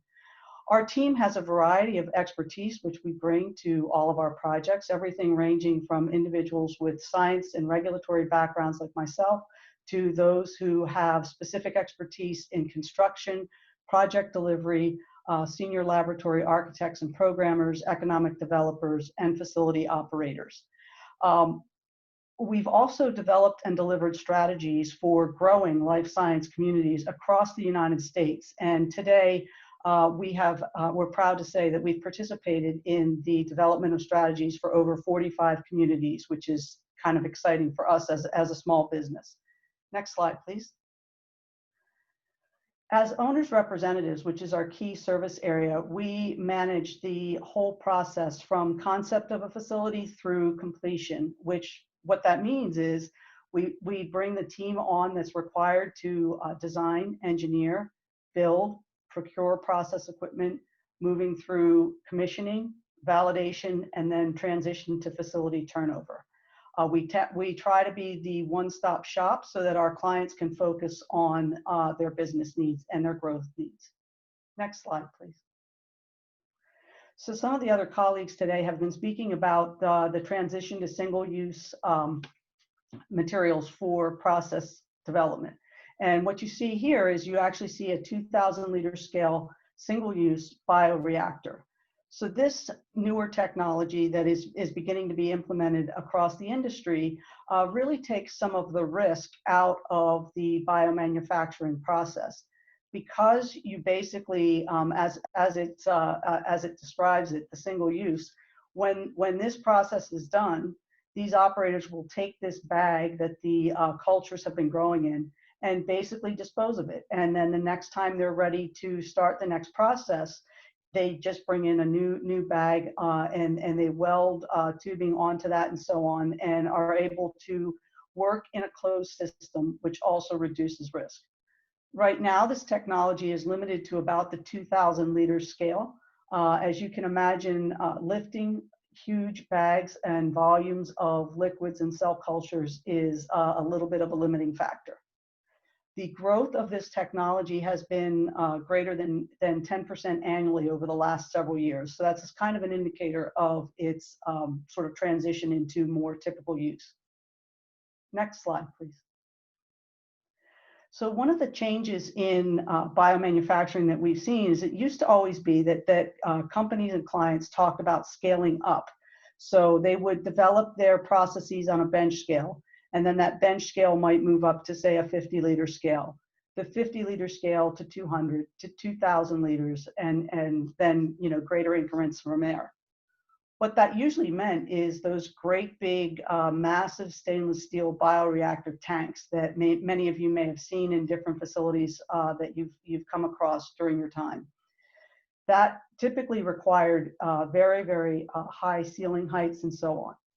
What we're seeing more of now is a move to scaling out at the same time that occasionally you see scaling up as well. The scaling out is actually being driven by personalized medicine, cell therapy technologies, and the like. If you imagine, based on that previous slide where you saw 2,000 liter single-use bioreactors, you may need 5 of those to do the same volume that you were doing out of that 10,000 liter scale before. If you reduce that even further when you look at cell therapies, particularly autologous products, which I don't think anybody has quite solved for how to do this at a large scale yet. You can imagine that actually the two-dimensional floor plate of facilities is growing just as much as the clear height is. So the overall volume of space is increasing with this scaling out, paralleling the scaling up. Next slide, please. Another change that we're seeing is the move to modularity. And I believe that some of the other, Stephen and some of the other presenters referred to modularity and its increasing use. So there are a number of companies out there. This particular slide is an image is courtesy of GCON Manufacturing. They are based in Texas and they develop these pods. And the pods can be customized and they basically are delivered on the equivalent of a trailer. And the trailers are brought into facilities. And the whole concept is kind of like the same thing as if you were basically fitting out your kitchen, whereby you have all of the utilities provided for your dishwasher. You bring that dishwasher in and you plug it in and you connect it to all of the various different utilities and connections that are required. And then you expect that dishwasher to work as described. The same thing is what happens is the concept behind these modular pods. There is still some upfront design that needs to occur with the pod manufacturer, so you don't necessarily eliminate that from the overall schedule for delivery for your facility. But if you have captured your process flow diagram and you have some indication of which activities could be grouped in a given room, you could move forward with these approaches, and it also helps in phasing the scale up of your overall operation. And by that, I mean, if your company is at, say, a clinical stick scale and you're looking to support phase 2 trials, you may only need 1 or 2 of these pods to produce the volume of material that you need to support those trials. However, if your trials are successful, and you begin to move to phase 3, you will need to produce more product, thereby requiring additional pods. So if your facility has been well thought out, you can plug a pod into the space that's ready to receive that. Some of the things that are achieved by that is reduced risk, as well as there are abilities from a tax perspective to treat the entire pod as a piece of equipment, which has favorable aspects from a depreciation standpoint. Next slide, please. This slide depicts a VanRx aseptic robotic automated filler. There are a couple of other vendors out there that manufacture this type of product, but more and more firms are moving to this type of filling equipment. Again, the automation reduces risk and basically creates a scenario where it's also easier many times to validate this type of equipment and this type of fill line which can shorten the time to market for clients. This type of technology is being used presently by several companies that you hear about, and some of which were mentioned today: Moderna, Fuji Diosynth, Emergent Biosolutions. The company pictured here in this photo is actually a client of Facility Logics. This is Adaptive Phage Technologies, a Maryland company that is actually working on another critical area that is receiving increased attention worldwide because of the threat in terms of antibiotic microbial resistance. So again, these kinds of technologies, sort of key facility constraints, not only for these types of fillers, but also for the modular units, is when you're designing and engineering the facilities to understand what the maximum quantity might be of these units that need to be installed, and also the logistics of moving these kinds of large pieces of equipment into a facility and making sure they're properly supported from a structural standpoint. Next slide. Some of the other presenters have also talked pretty significantly about the advantages of continuous manufacturing. The images and the data presented on this slide are courtesy of Continuous Pharmaceuticals, a Massachusetts-based firm that is developing technologies from MIT. And I think some of the values that are indicated here, they did a case study. And you can see, as Eric Edwards from Flow was mentioning, as some of the others were mentioning, the move to continuous manufacturing technologies really kind of builds on the advantages that the auto industry, the food industry, and the electronics industries have seen over many years, because they don't have to stop and start with batches and have downtime and so on. And you can see from this slide that those advantages can be pretty significant. At the same time, if you were thinking about moving from a traditional sort of batch facility to a continuous manufacturing facilities, the cost to do so can be pretty significant. If you have a validated process today and it's a batch process and you want to transition that process to a continuous process, there are going to be very significant validation costs, in addition to equipment costs and facility modifications that would need to occur to be able to adapt to that type of new platform. Next slide. I was also asked to speak about design trends for lab facilities, all of this being a quick thing in 10 minutes. So some of the things that we see very frequently: the increasing need for flexibility, whether it's a biomanufacturing facility or a laboratory facility. The direction of the science can change.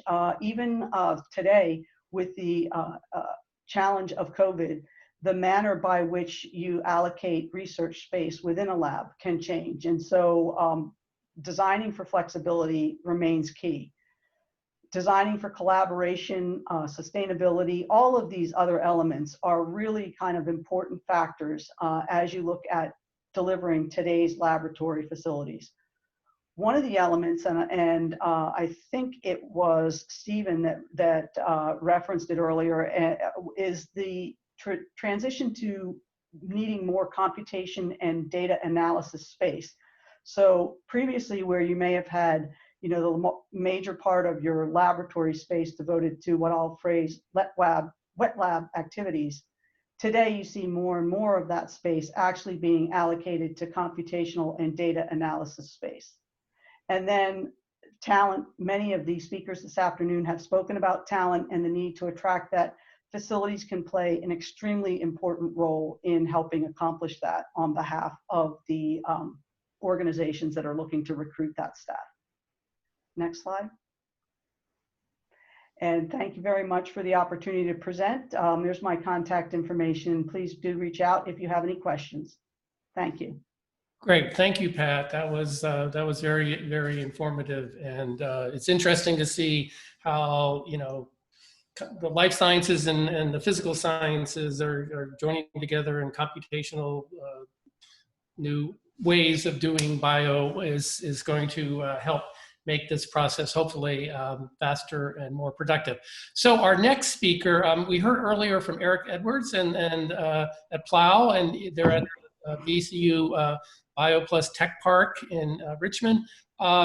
Next, we're going to hear from Tyler Martin. He's Chairman and Chief Executive Officer of Adjuvance Technologies in Lincoln, Nebraska, in the University of Nebraska Innovation District or campus. And he's chairman and CEO of that company. And his company is based on intellectual property from Memorial Sloan Kettering Cancer Center in New York. And with that, Tyler, I'm going to turn it over to you, and thank you for speaking with us. Thank you, Brian. So I'm going to take a slightly different twist than the previous ones, again, more like Eric did to begin, and talk about a product that we've developed and now having to jump to very large scale manufacturing. So we started at the Nebraska Innovation Campus, and now we are looking at trying to make up to 3 billion doses of our product per year. Next slide, please. So the idea to add adjuvants or immune potentiators to recombinant protein vaccines was really demonstrated most tremendously by GSK in their recent shingles vaccine called Shingrix. The previous vaccine was Zostavax. It was a live attenuated viral vaccine. And you can see based on the efficacy data that's shown here that Shingrix, taking recombinant protein antigen, combining it with an immune potentiating adjuvant, was markedly superior to Zostavax. Next slide, please. So there are currently 6 major adjuvants that are active in the COVID space, or in the space in general. The first one is AS01 by GSK, which is what's included in Shingrix. GSK is using AS03 in a collaboration with Sanofi to develop one of the leading recombinant adjuvanted vaccines. Matrix M by Novavax is the adjuvant component in the Novavax COVID vaccine, which is one of the leaders in the space. Dynavax, the company where I used to be the president, has a CpG adjuvant called 1018. They've done multiple deals in this space. Securus has an adjuvant called MF59 that my team developed in Chiron back in the 1990s that has also been active in the space. And then finally, there's our molecule 1055. There is one common theme amongst AS01, Matrix M, and 1055. We all use a botanical source for part of our starting material that comes from a tree in Chile called Quiaja saponaria. Next slide, please. Quiaja saponaria is this tree. The methanol extract of old growth bark of this tree leads to an HPLC curve that looks like what you see on the left-hand side of the slide. And that little bump out there, the 21st peak on the HPLC, is this adjuvant called QS21. QS21 is an active ingredient in AS01 by GSK. And QS21 makes up 15% of the adjuvant Matrix M.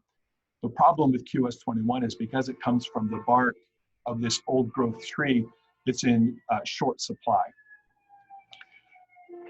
The intellectual property that we developed involved reducing the synthesis of this molecule, which is shown at the bottom right of this slide, to a completely synthetic process. It's quite complicated and took a lot of effort, but that's the fundamental intellectual property that we developed. Next slide, please. The way we make that molecule is by working on its 4 constituent parts: the branched trisaccharide that's on the left-hand side of the slide, the triterpene core, which is the green image, a linear tetrasaccharide, which there are 2 species that make up the natural molecule. One ends in a terminal apiose, the other one in a xylose, and then this rather complicated fatty acid chain. So we developed a system to manufacture these 4 pieces independently and then bring them together in this final convergent assembly step.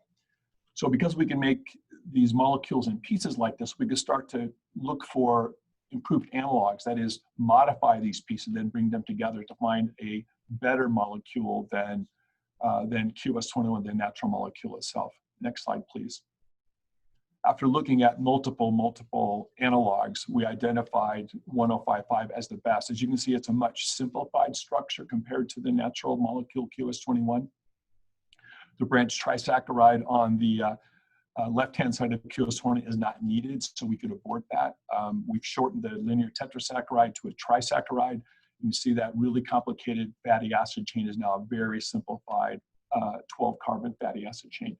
We also modified the linkage from the fatty acid to the carbohydrate from an ester, which is very susceptible to hydrolysis, to an amide, which is very, very stable. So this molecule is much simpler to manufacture, lower cost of goods, and able to be manufactured at a much greater scale. Next slide, please. So the question is, does it work? And this is why we like adjuvants and why everybody that's making recombinant subunit vaccines is using them. The 4.5, this shows an experiment where we used Flublok, an influenza vaccine manufactured by Sanofi, made serial dilutions of Flublok, that is a 4x dilution, an 8x dilution, a 16x dilution, and 32x, adding 1055 to those diluted vaccines. And you can see that diluting the vaccine 32x, but adding 1055 gets a better response than the Photos vaccine alone. Now, this is a US marketed vaccine. So you can see the idea of being able to spare that antigen and expand the number of people who could be dosed by 32x would be helpful. You can also see when you look at this slide that it looks like we could probably go beyond 32x, but I have to limit my comments because we only went to 32x.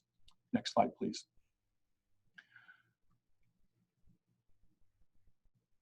We also looked at functional antibodies, and for influenza, there's two assays, hemagglutinin inhibition and microneutralization. And again, both of those assays showed the same results. So we showed that our antibody is functional in nature as well. Next slide, please.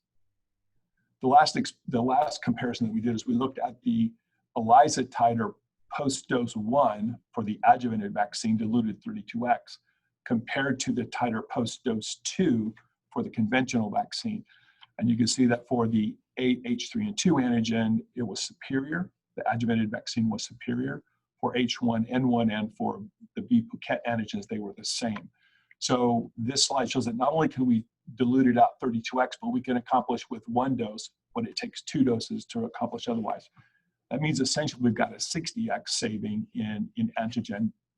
So as an example, if you could make 5 million doses of vaccine, of the unadjuvanted vaccine, by adding the adjuvant to it, you could extend that same supply of antigen to treat 300 million people, or the population of the United States.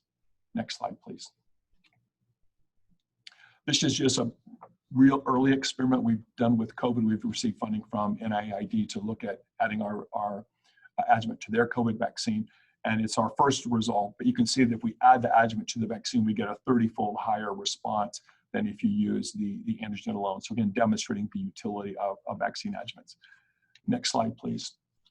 So I'm not really going to go over this conclusion slide. I'm just simply going to make the point that starting as a small startup on a university-based innovation campus here at the University of Nebraska, we had planned to sort of go step by step like companies normally do. Our current manufacturing scale is at a 2 million dose batch size, which is actually quite remarkable for a preclinical stage company.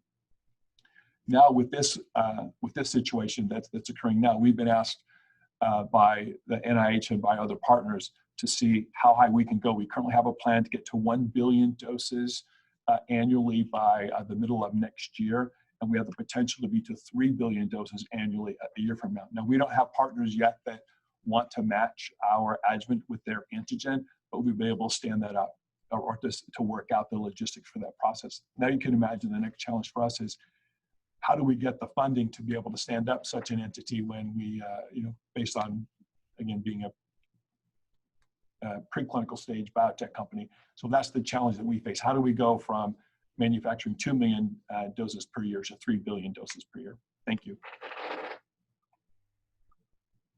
Thanks, Arthur. Can you, thanks, Tyler. So could you talk a little bit about how you ended up at University of Nebraska? I mean, were you an alum, or what was the thought process of your company locating there? Yeah, so it's a great question, Brian. It's actually more serendipitous than that. So I'm originally from Nebraska, but having been a biotech executive in the Bay Area for about 20 years, decided I was going to retire and move back home. And got here when the guys from Memorial Sloan Kettering called me to say, we know you've developed 2 other adjuvants. We've got a new one. Would you be interested? I said, well, I would be interested, but we're going to build it here. And because of the innovation campus and also 2 other important attributes of this system. GSK has a manufacturing plant here in the area, and Zoetis also has a manufacturing plant. So there's good tech ops talent, good process development talent, good quality talent, and I was the talent that I needed sort of from the strategic clin reg capital formation side. So we thought it was a great place to build a company. We did raise a $20 million Series A round last year from a Boston-based venture group, who I was able to convince we should leave the company here because of the ability to acquire this operational talent and the cost of operations here. Just as an example, I have a 5,000 square foot office here, and I pay $5,000 a month for that space, and it's really quality space.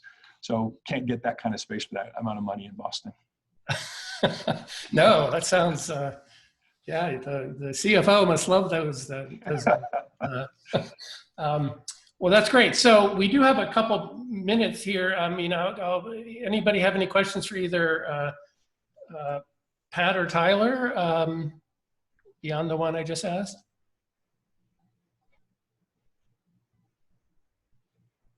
Well, let me. I think we'll move ahead. We're going to save some time for Q&A at the end. But again, I appreciate Dr. Martin your presentation and Pat Larrabee. That was great. As you can see, facilities are important, whether they're in Nebraska or whether they're in Boston or whether they're in Maryland. So with that, we've talked before about talent, and it sounds like Dr. Martin got talent at Nebraska, and certainly Dr. Edwards mentioned that at VCU, where they are, and that's been a theme throughout this presentation. So with that, we're going to talk next about community engagement, biomanufacturing, and we have Arthur Edge from AZ and Leslie Pruitt, Executive Director of Biotechnical Institute, and they are going to do a joint presentation talking about the talent issue. And with that, I'm going to turn it over to them and look forward to listening to their presentation. Sure, thanks, Brian. Can you go to the next slide? Good afternoon, everybody, and hello. As mentioned, I'm Arthur Edge. Welcome to our session on community engagement, biomanufacturing training. I work at a small no-name company, AstraZeneca. I know you've never heard of it, right? But more seriously, at AZ, I work in global tech ops and lead the launch of new products to treat both asthma and to attack COVID-19. And I'm joined by a special guest, Ms. Leslie Pruitt. Please do check out her full bio in the program. Aside from being a new friend of mine now, she is Executive Director of the Biotechnical Institute in Maryland, also known as BTI, and she has deep understanding of workforce development. Thanks, Leslie, of course, for joining the program. Anything you want to add before we jump in? Well, I first want to say, Brian and AURP, thank you for having us. And what I do want to add is I've been in the workforce arena in a different field, in the nonprofit arena, working with adults with developmental disabilities before coming to BTI. So it's still workforce training. And the end goal is to get satisfying employment for those that we train. One of the things I did want to emphasize as we launch our presentation is the fact that there's been two words that have been used continuously today that is so crucial to biomanufacturing, and that's the talent pool. And that's what we focus on, is developing that entry-level talent pool. So I'll leave that, I give it back to you, Arthur, so that we can kind of touch on that a little bit further. Okay, awesome.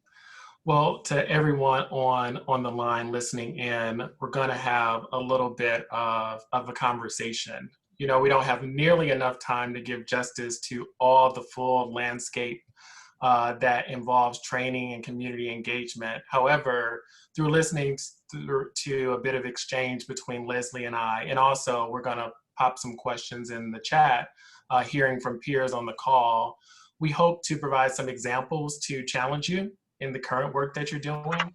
or to give you some ideas if you're trying to get started developing a new program or initiative. So I am actually just looking at the chat now. So for those who have access to that, please see the first question that's there. But we're gonna dive in and start to talk about it and look forward to seeing your thoughts in the chat. So we'll keep our eyes peeled. But we wanted to start by just asking the question of, could you leave it on the last slide for a little bit?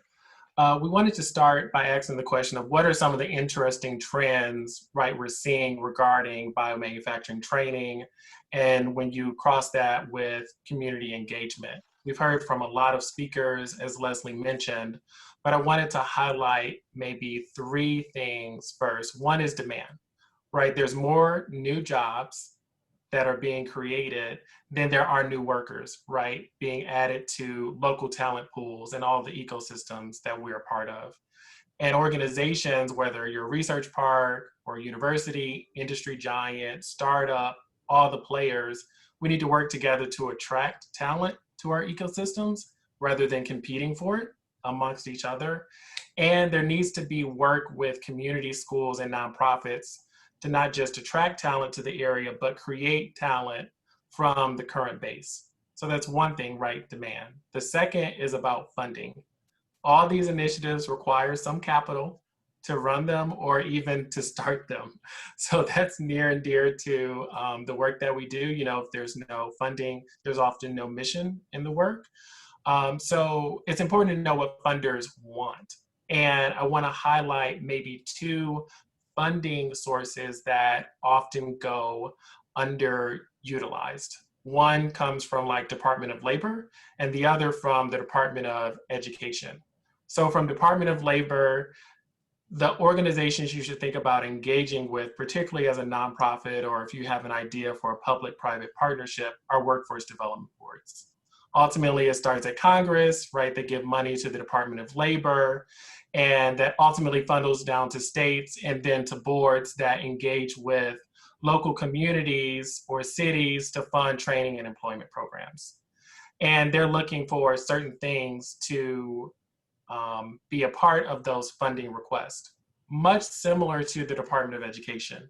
They have money that comes down through funding mechanisms like Perkins 5, often referred to as its longer name, the Strengthening Career and Technical Education for the 21st Century Act, a long title, but both of those funders are looking for you to think about the underserved and underrepresented. They often call them special populations. So these are Black, Indigenous, people of color, individuals with disabilities, even groups like single parents, including pregnant mothers, demographics of people who might be homeless, or even those who've been aged out of the foster system. And so as you think about, right, funding or starting a new program and requesting funding, think about where you might be able to tap into new talent in a workforce that you didn't consider. And the last thing I'll just say in terms of trends are around healthcare demographics. And it ties to the last point a little bit, right? We know that when you look at most disease indications, that these special populations that I mentioned often represent a high percentage of those who are prevalent or incident in the disease, but they represent a much lower percentage of the workforce. And so if we're really about curing the disease state, we have to include these communities because they are leading often in incidences, prevalence, as I mentioned, but also they may have interesting insights in how to meet those needs. So maybe I'll put a pin in that because I'm loving some of the questions that are coming in. So I'm going to look at those and maybe pass the ball to you, Leslie, and ask you, you know, as we're thinking about these trends in the future, what are the most critical challenges that you think we have to face in order to be successful? Are there any misconceptions? And if there are, you know, how might people combat those? So Thank you so much, Arthur. And you led me into this one really well, because we were started in 1998. So we've been around 22 years, and we have a 75% success rate of placing our students in employment. We've had over 500 graduates. One of the challenges and critical changes that needs to take place is the perception that laboratory workers, lab technicians do not necessarily need a college degree. They need the training. And we have always worked on the premise of it's not the 4-year college degree. It's the skills training that our students get. It's the hands-on training, the one-on training. And our focus has been the under and unemployed population here in Baltimore City and the region. And I want to emphasize one thing that Arthur brought up was the fact that the Maryland Department of Labor has a grant called EARN Grant. It's employment assistance right now. And they certainly are a funder for us. They have about 76 workforce providers throughout the state of Maryland. Certainly we play a big role, and they've always said, and so I'm tooting our own horn a little bit, that we have been a stellar program because we don't only launch jobs, we launch careers. So the real emphasis here for the critical need is changing some of the HR requisitions in industry and academia to take out that line item that says college degree required, because our students, our graduates, launch very successful careers, and they're really part of that new workforce that's called the new collar worker, the trained, skilled worker that hasn't had a college degree. No, and Arthur knows that I could keep going on and on about this. No, I love the passion, and I'm just looking at some of the responses coming in through the chat. Some people are saying, yes, community colleges and biomanufacturing.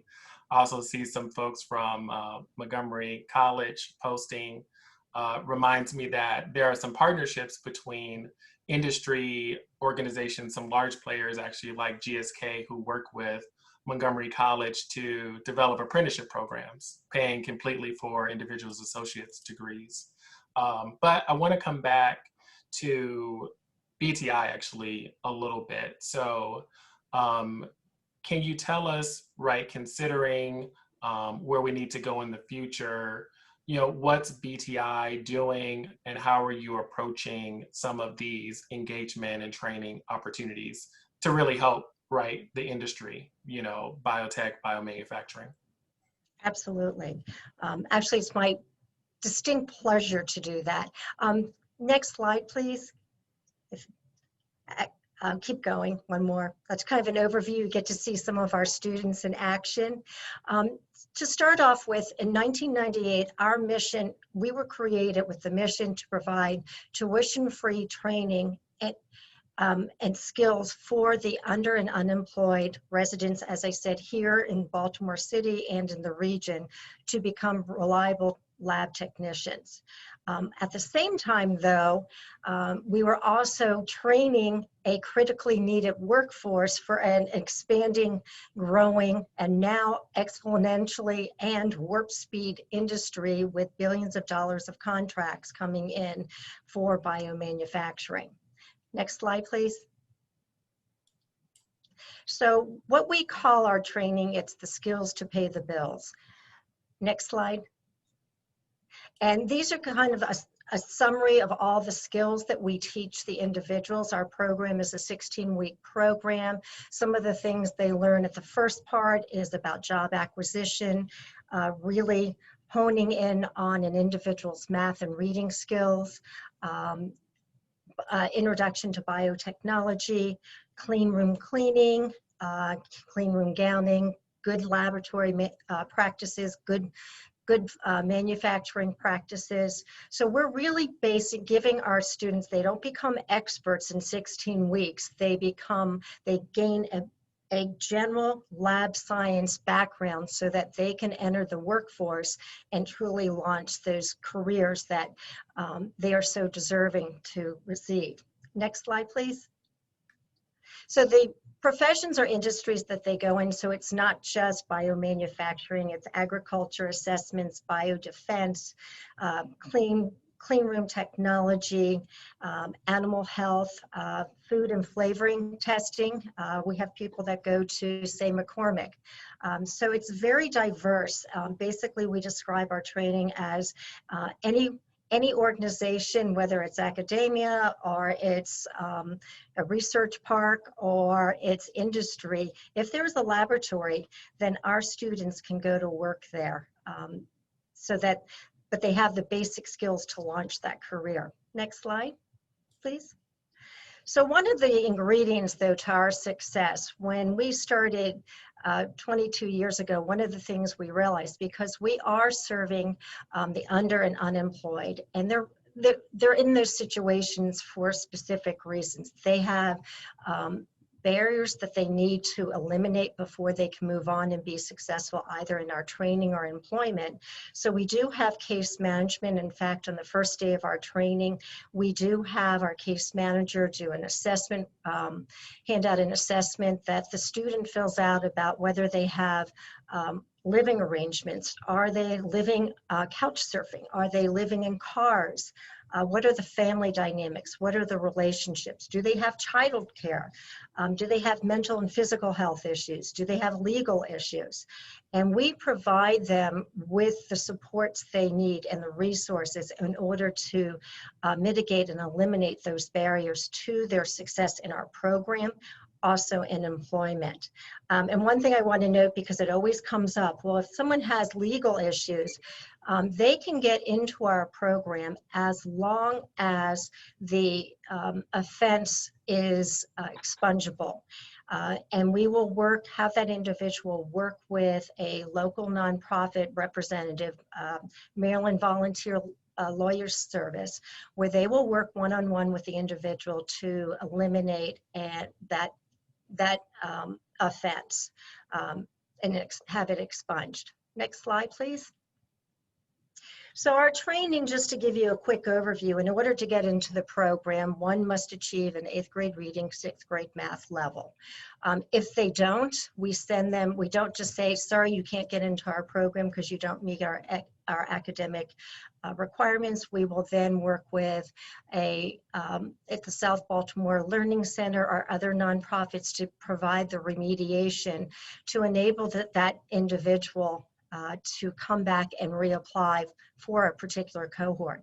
We've had wonderful success where an individual will go from a 4th and 5th grade reading and math level to an 11th or 12th grade level in just 4 weeks of intensive training. And a lot of times it's just a lot of retooling and a lot of reminders, because our program is for individuals that are 18 or older. So it's, you know, a wide range of capabilities. The first part is the BioStart, where we teach the individual contextualized learning in math and reading, introduction to biotechnology, and certainly there we focus on the job skills such as writing a resume, interviewing skills, how to write an application. And once an individual achieves an 80% level in BioStart, they will move on to our laboratory associates training. And that's when they actually get to put on the lab coat and work in the lab and start learning, get those hands-on skills. Now, just give you a little context, of course, our training's changed a little bit. The training pre-COVID was 5 days a week, Monday through Friday, 8:30 to 12:30, which allowed the individual to be able to have the training in the morning and maybe work in the afternoon and also study, because it is quite intense. And once they get into the program, they're like, oh my God, I didn't realize this was so hard. And now we've gone to a Monday, Wednesday, Friday, twice a day model where we have 10 students come in the morning, 10 students in the afternoon, so that we are having less exposure because it's still hands-on training. And so once they get into laboratory associates, and it's really fun to see them put on the lab coat the first day of lab associates, and you can see the pride in the students. They're like, I'm now a professional. And it's almost like we need to have a ceremony for that entree. And they're in the laboratory associates training, they have lab skills, have lectures, they have practicums. And again, if they, at the end of it, in order to complete, they either go to an internship or to employment. Now remember, this is tuition free for the student throughout the training. And we pay for everything, including the internship, where we provide them, it's 100 hours, and we will pay the minimum wage, which in Maryland is $11 per hour, so that they get that basic training, learn a little different skills on site from a potential employer, and hopefully then are employed by that potential employer. I just wanted to share some stories because this kind of puts into perspective what we bring to our students. We had one woman who came to us, and the reason I brought up homelessness, she was homeless and she had a 3-year-old son. They were living in her car.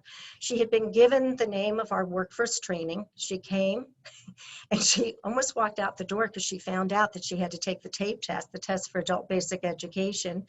And if she didn't pass at an 8th grade level and 8th grade reading and 6th grade math, she wouldn't meet our eligibility requirements. And she walked out and then she turned around again. And this talks about the determination and grit of our students. She went, you know, if I don't try this, how am I ever going to be a role model for my son and teach him that you really have to try hard in life and go after your goals? So she came in, she did perfect on the test. She was enrolled.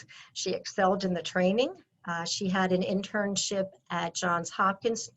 And because they loved her so much, they hired her. She worked there for 5 years. And 2 years ago, she launched a career in industry and has been excelling there.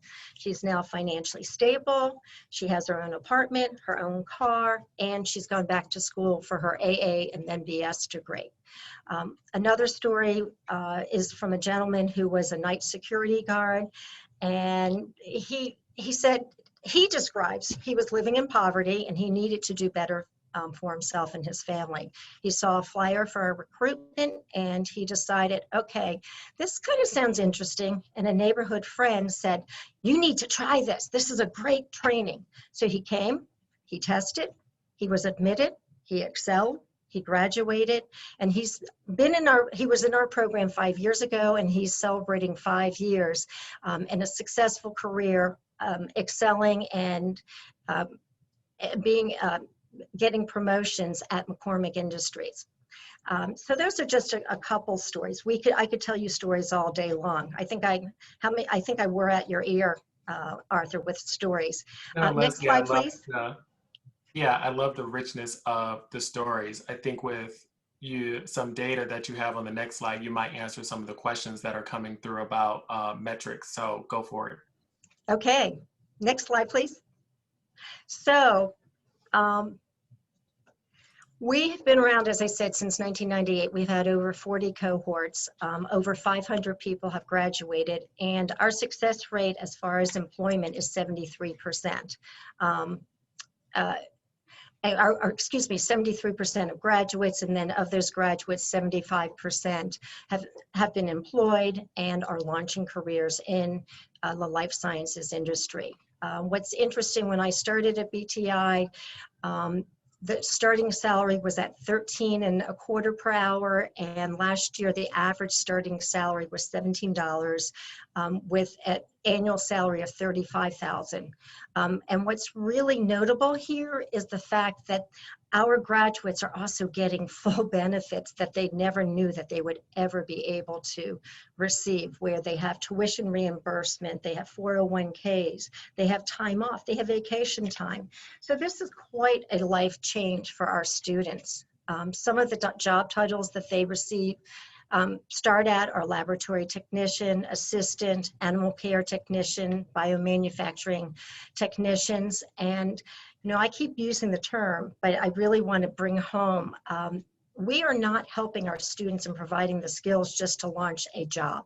And we do not train just for the sake of training. Our goal is to get our individuals trained and launched in a career that is a meaningful career. And when I mentioned that we provide the case management, we do that for life. We help them get their first job. They come back to us and need help with their second and third and fourth jobs, and they basically come a part of our family.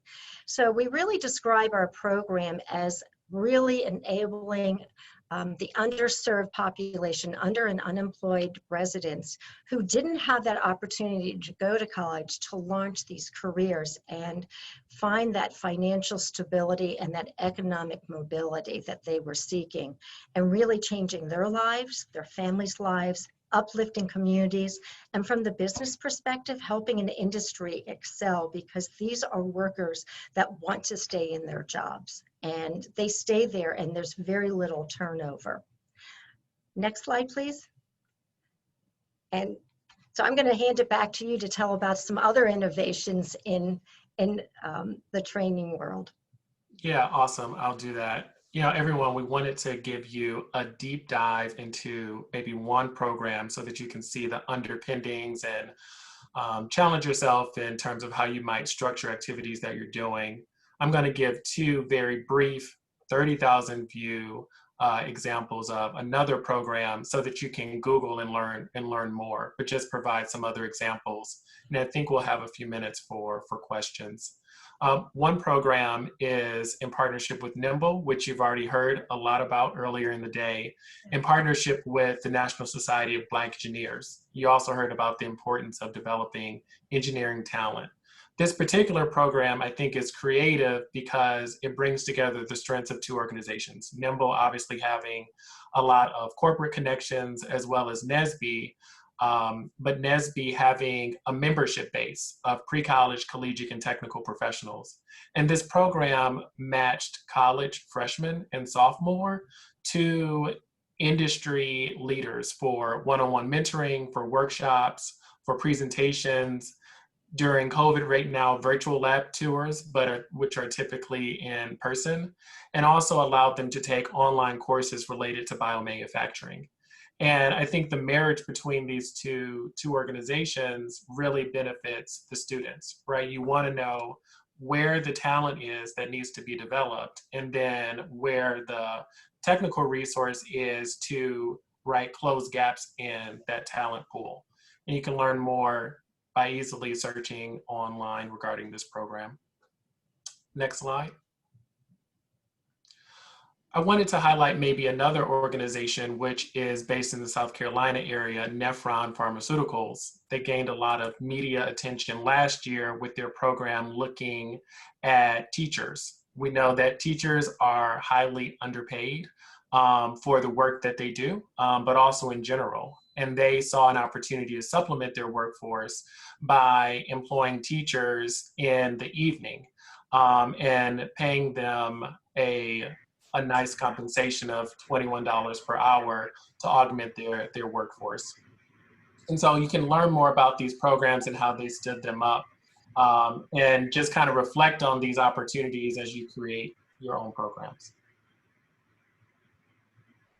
So I think we have time for a few questions, but wanted to give our contact information so you can stay in touch with us if you want to partner or if we can help you connect with any of our network. Maybe Leslie, you want to share how people can stay in touch? Excuse me.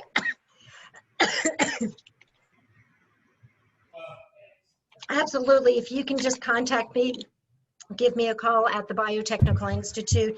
I'm reading some of the chats, and our program is pretty unique. It's a little bit different than a community college program because it's very structured for the 16 weeks, and it's very focused on the under and unemployed. We don't believe that there's many programs around the country. We're pretty unique. We have been contacted prior to COVID regarding possibly expanding our program into different regions, especially as biomanufacturing is increasing. So love to talk to you. If you give me a call, I can tell you more about our program, and would love to partner with you. Great.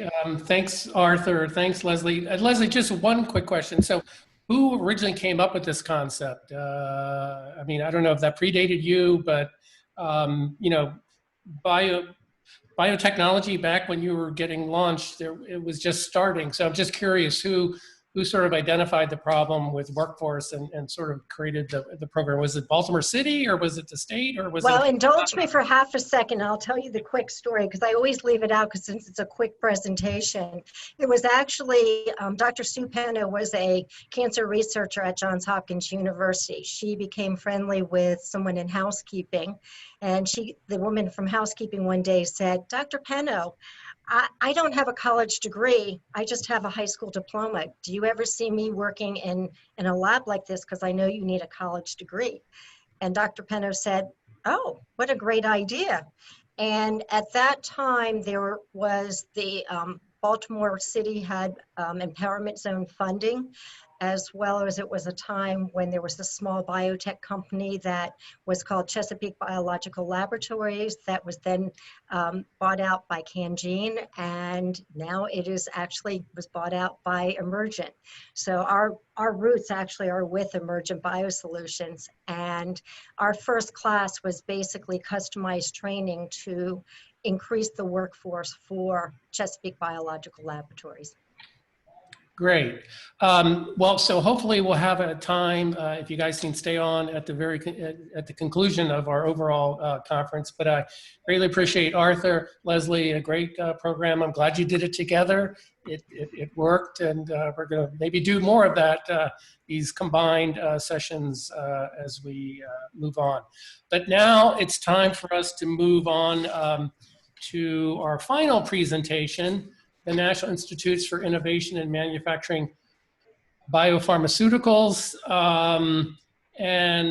We've heard about NIMBLE earlier, and we'll hear a little bit more, and we'll get a deep dive into NIMBLE by hearing from the executive director. But to make that introduction, I'm pleased to introduce Mojay Bahar, who's Associate Director for Innovation and Industry Services at NIST.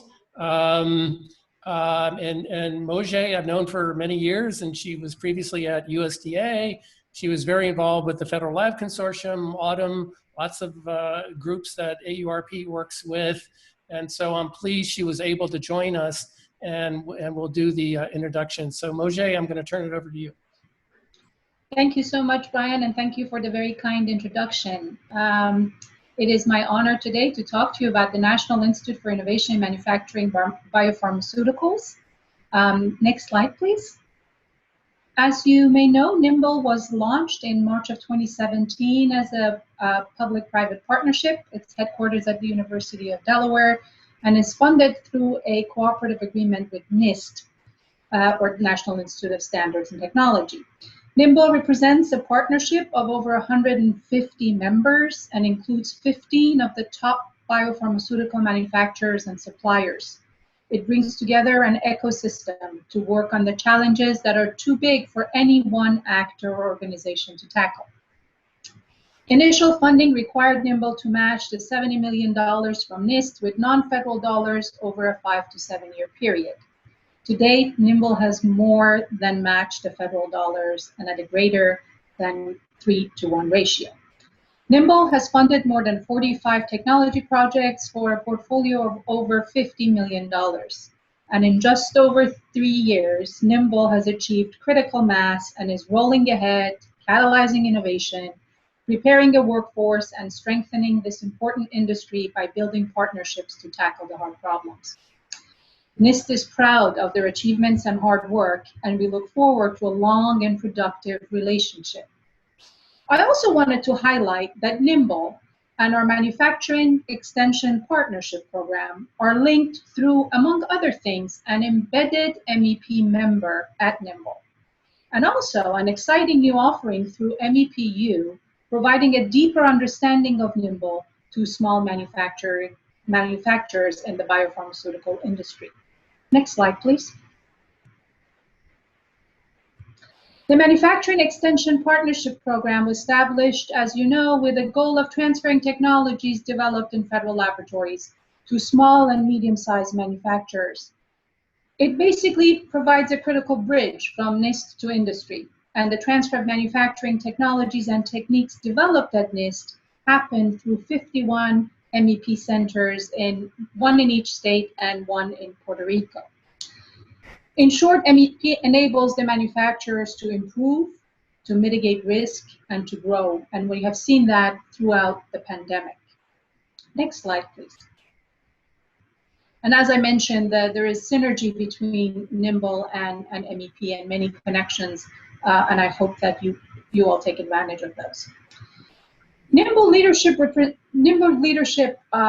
and I believe that Kelvin Lee will talk to you right after me and give you the deep dive for Nimble. But the leadership represents experience across the Nimble ecosystem, including more than 50 years of combined biopharmaceutical industry experience.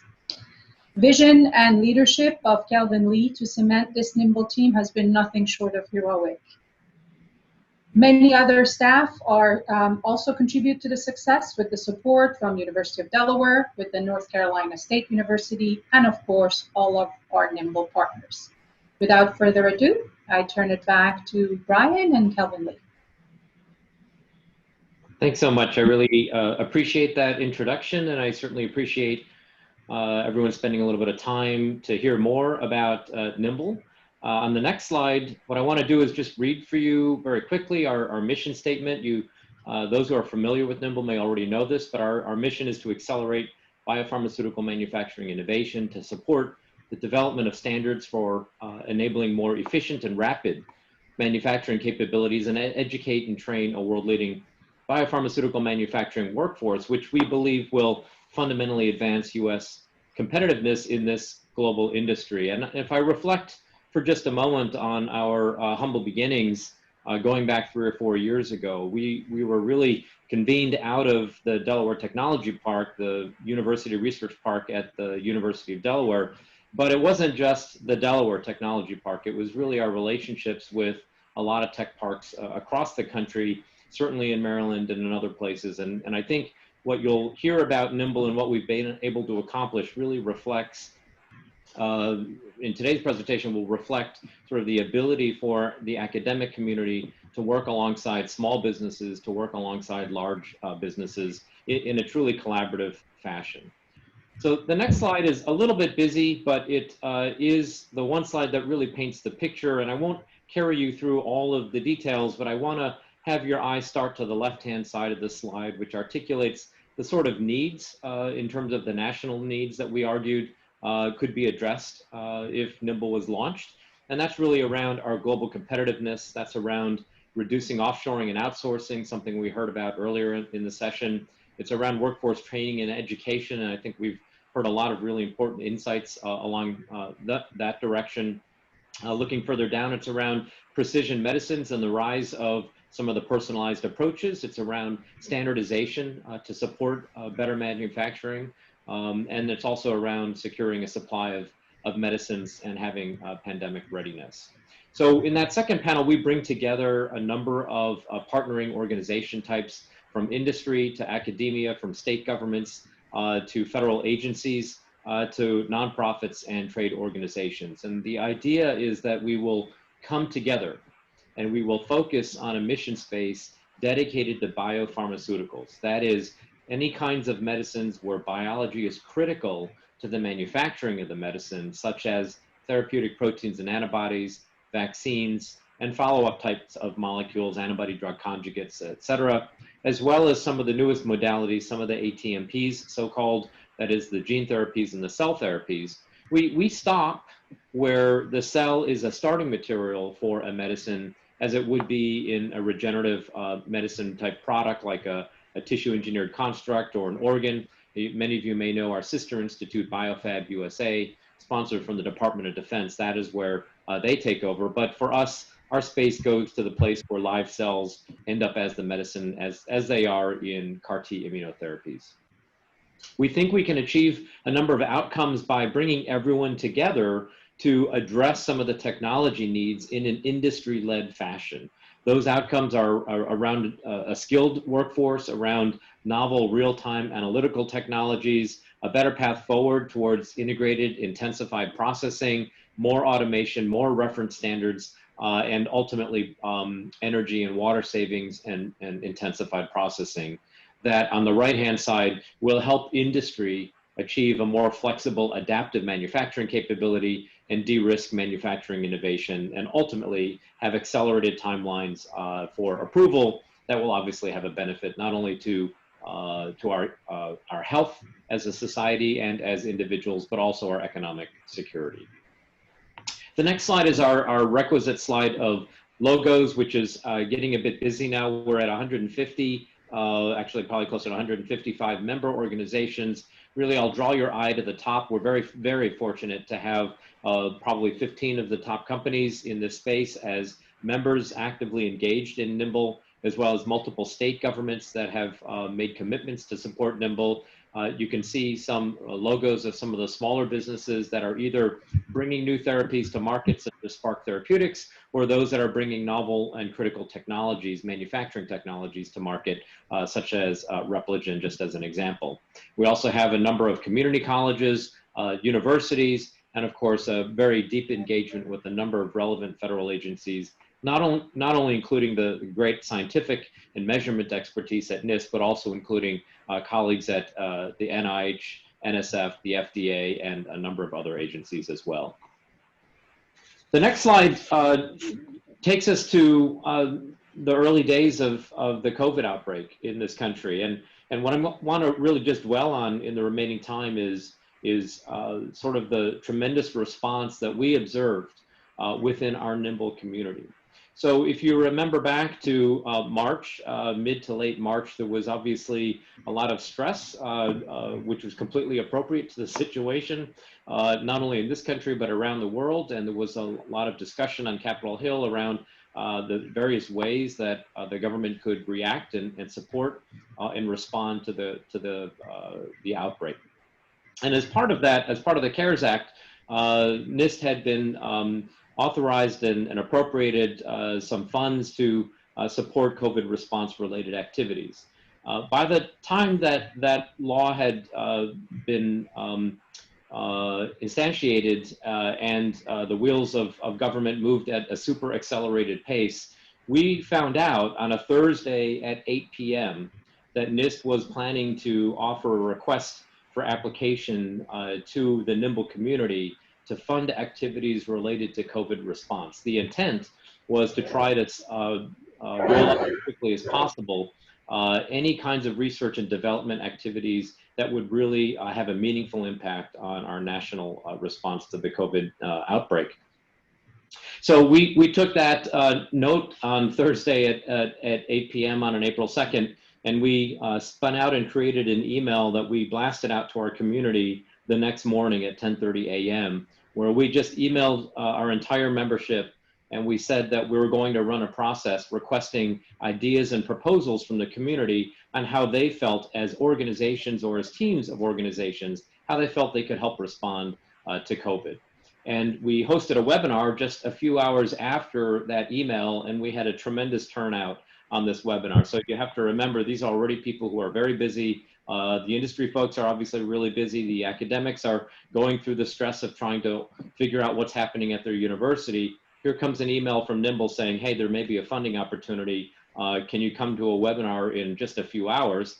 We had a great turnout, and then we said, you have the weekend, put together your ideas, and we'd like your submissions by Monday, April 6th. So really, it was a long weekend, 3 o'clock, the deadline comes, and when we look at our email inbox, we have over 200 submissions from the NIMBLE community, led from small businesses, led from some of the very large global companies, led from universities, led from academic medical centers, led from federal agencies and federal scientists. And it wasn't, and we explicitly did not limit this only to biopharmaceutical manufacturing technologies, but any area where their subject matter expertise can contribute.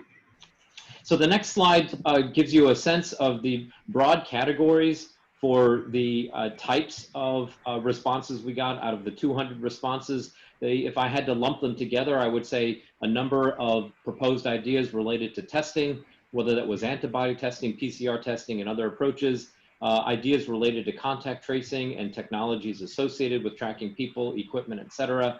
Some ideas related to decontamination technologies, some around PPE development, manufacturing, et cetera. Of course, a significant number related to medical countermeasures, both in terms of discovery, development, and manufacturing. And it wasn't just biologics, it was small molecules, it was vaccines, it was plasma therapies, cell therapies, and so on. A number of ideas related to supply chain analysis, some related to durable medical equipment, and then of course a few others that don't quite fit in these buckets. And the next slide paints the picture of how we took all that information. We ended up moving forward with about $9 million worth of projects under a cooperative agreement from NIST that fall into these 5 general buckets. The first are making recombinant viral proteins to improve blood testing capabilities. The second was around rapid development of some PCR-based diagnostic capabilities. The third was around supply chain analysis for PPE. The fourth was around decontamination technologies. And the last was around accelerating some platforms for manufacturing. And what I'll do on each of the next slides is just very briefly touch on each of them so you can get a sense of the kinds of activities that we're working on right now. So the next slide, I think, starts to talk about production of recombinant SARS-CoV-2 proteins to be integrated as part of testing capabilities. We actually have 3 different teams representing different parts of the country, looking at different aspects of the expression of RBD, the full-length spike proteins, N proteins, and so on. Some are being intended for use in direct immunoassays. Others are being used to develop ELISAs. Some are intended only as diagnostics. Some are intended to identify individuals who have very high expression and serotype conversions of COVID-19 virus so that they might be used for convalescent plasma donors. So these teams are all kicked off. There's actually a very large, you may know, federal effort in improving diagnostic testing, and we're starting to link up these teams now to synergize and interface with some of the broader initiatives across the government. The next slide paints a picture of one sort of very rapid activity, which was working to develop a PCR-based laboratory-developed in vitro diagnostic test for the SARS-CoV-2 platform, but using a completely automated existing platform, which is out in the community, the Roche Cobas 6800 platform. That's a platform for which, at the time that this test was developed, there was no testing capability using PCR, and it's a fully roboticized, completely automated platform. So the team was able to develop a diagnostic test, and it was able to be done in a way that avoided all of the supply chain constraints that was really crunching down the broad global community's ability to do diagnostic testing in those early days. The next slide talks a little bit about working on domestic capabilities for production of PPE, in particular testing some novel materials, working with the Nonwovens Institute and Raleigh at the North Carolina State University, as well as to also establish some supply chain models for testing capabilities to really understand where there are opportunities to improve delivery of testing capabilities and where we can try to better understand where we have strength and success in pivoting the national supply. The next slide just briefly touches on some technologies related to decontamination. Obviously, this is something I think we're all interested in, making sure that every space we walk into, where there maybe has been a flow of people, is sufficiently decontaminated. It's particularly important in the healthcare sector. So partnering with a small business in Texas, looking at the use of hydrogen peroxide, 35% humidity controlled vapor phase, as a rapid decontamination sanitization process. It's a process and an approach that's being used in Europe, but hasn't really widely been used here in the US, and trying to develop that technology and ensure that it's safe and effective in this context. And the last slide of examples here is really just to briefly talk about, we had already been working inside Nimble on establishing new platform processes for intensified bioprocessing of therapeutic antibodies and vaccines, as well as developing a test bed for rapid release assays, specifically next generation sequencing for biopharmaceuticals and vaccines. And these projects were on a sort of 3 to 4 year time scale, but when the opportunity came up, all of the companies inside Nimble got together and said, we really want to accelerate this. We can go a lot faster if we had additional resources. And so we've also made a commitment to accelerate the adoption and establishment of these kinds of test beds. And I just have two very brief slides. The next slide is just a reflection that, I, in my spare time, which I'm sure you have as much spare time as I do these days, but, looking back at the word ecosystem, which was coined in the 1930s by a British botanist, if we just read some of this together, a localized community of organisms interacting with each other and their particular environment. These organisms influence each other and their terrain. They compete and collaborate. They share and create resources and co-evolve, and they inevitably are subject to external disruptions to which they adapt together. And that has struck me in these COVID times as this is a situation that many would argue we could have planned for, but when you're really in the middle of it, you have to adapt. And even though within Nimble, we have this broad community of organizations, each with its own individual interest, but the ability to adapt together is something that I've been particularly proud of. And I'll just close with the last slide here, which is an updated definition in terms of business ecosystems that Deloitte has put together, describing business ecosystems as dynamic and co-evolving communities of diverse actors who create and capture new value through collaboration and competition. And when I think about university research parks, I think about the creating value. I think communities of diverse actors, and I think about collaboration and, of course, a little bit of competition as some of the really exciting parts of being associated with a university research park. So thank you very much for your time.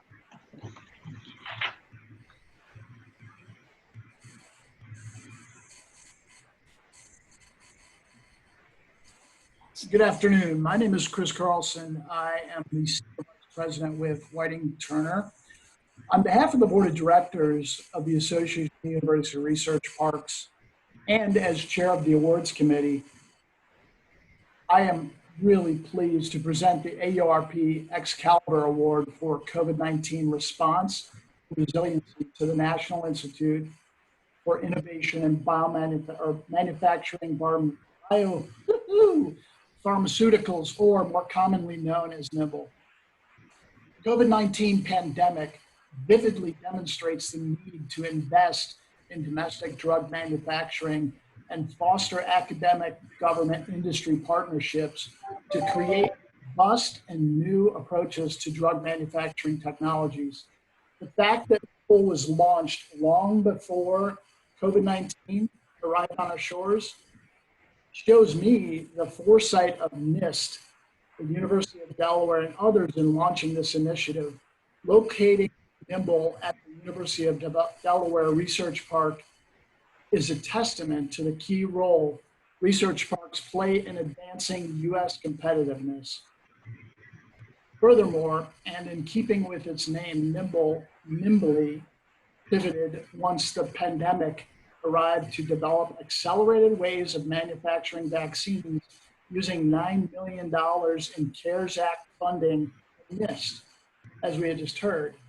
We are proud that research parks and biotenants within many of our member parks across this great country support the work of Nimble and its partners. That was actually fabulous hearing all the responses you received.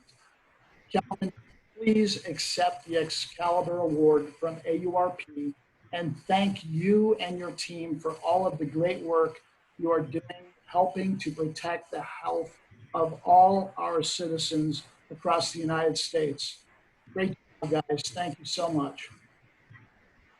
Thank you so much. I'm really grateful for the recognition that our entire community is having today. It's not just an individual or our team or even Nimble. I think Nimble is an ecosystem, and the fact that the ecosystem could respond so quickly, I think, is just a testament to how committed people are to being part of solutions to problems. And so we're certainly grateful for that, certainly grateful to Whiting Turner, who's been a close partner to not only the University of Delaware, but Nimble in helping construct a new facility that we're moved into. And so very much appreciate that. And we're really grateful for the recognition. Thank you. Excellent, thank you.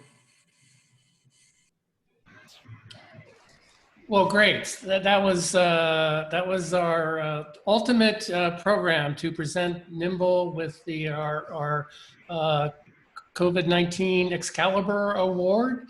I want to thank everyone for staying on and hearing that presentation. I think we have a couple of slides about some upcoming things, but first of all, I want to also continue to thank our sponsors, Sterling Bay, Economic Alliance of Greater Baltimore, and the Delaware Prosperity Partnership. And want to remind you of our other sponsors that you see here. I mentioned them earlier, but you can see we have many sponsors. If you're interested in becoming a sponsor of AURP, as a research park or a service provider for research parks, we have both corporate and institutional members. Please get a hold of me or Vicki or Diana, and we'd be glad to talk to you about that. But here's a list of our current partners.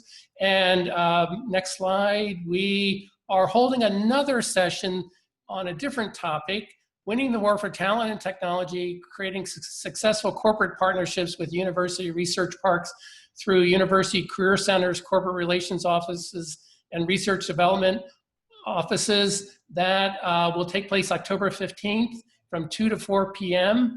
We're going to be working with a number of national higher ed associations on the war for talent and technology. As you heard earlier, the issue of talent is one that's important for the bio and pharma manufacturing, but as you know, for computers, for all the various aspects of industry in the United States. So if you're interested, you can sign up for that. We'll be sending out more information about that.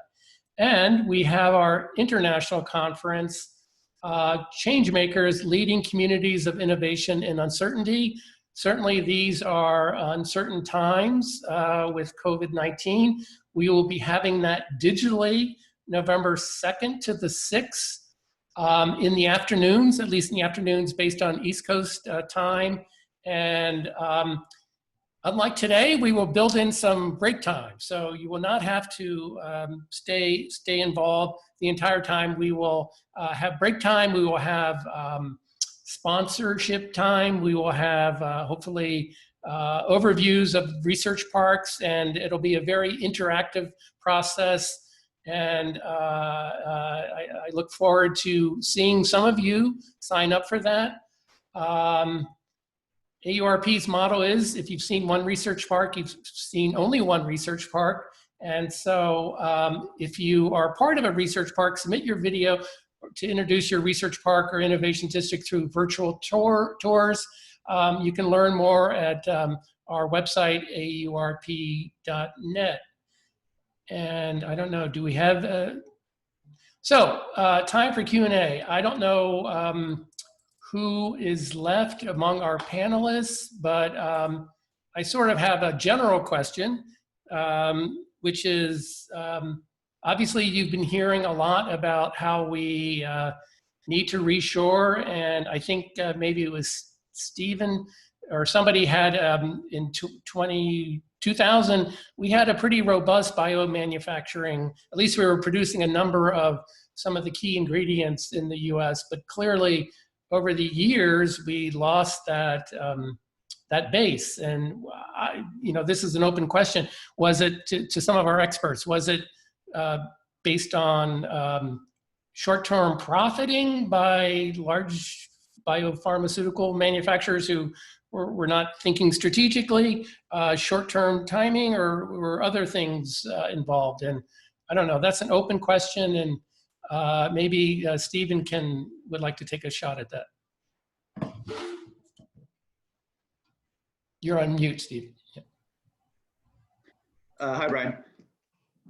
Lost some of the tail end of the question as it was rejoining, but I think there are a number of factors. We're in dealing with advanced technology industries like biopharmaceuticals or semiconductors.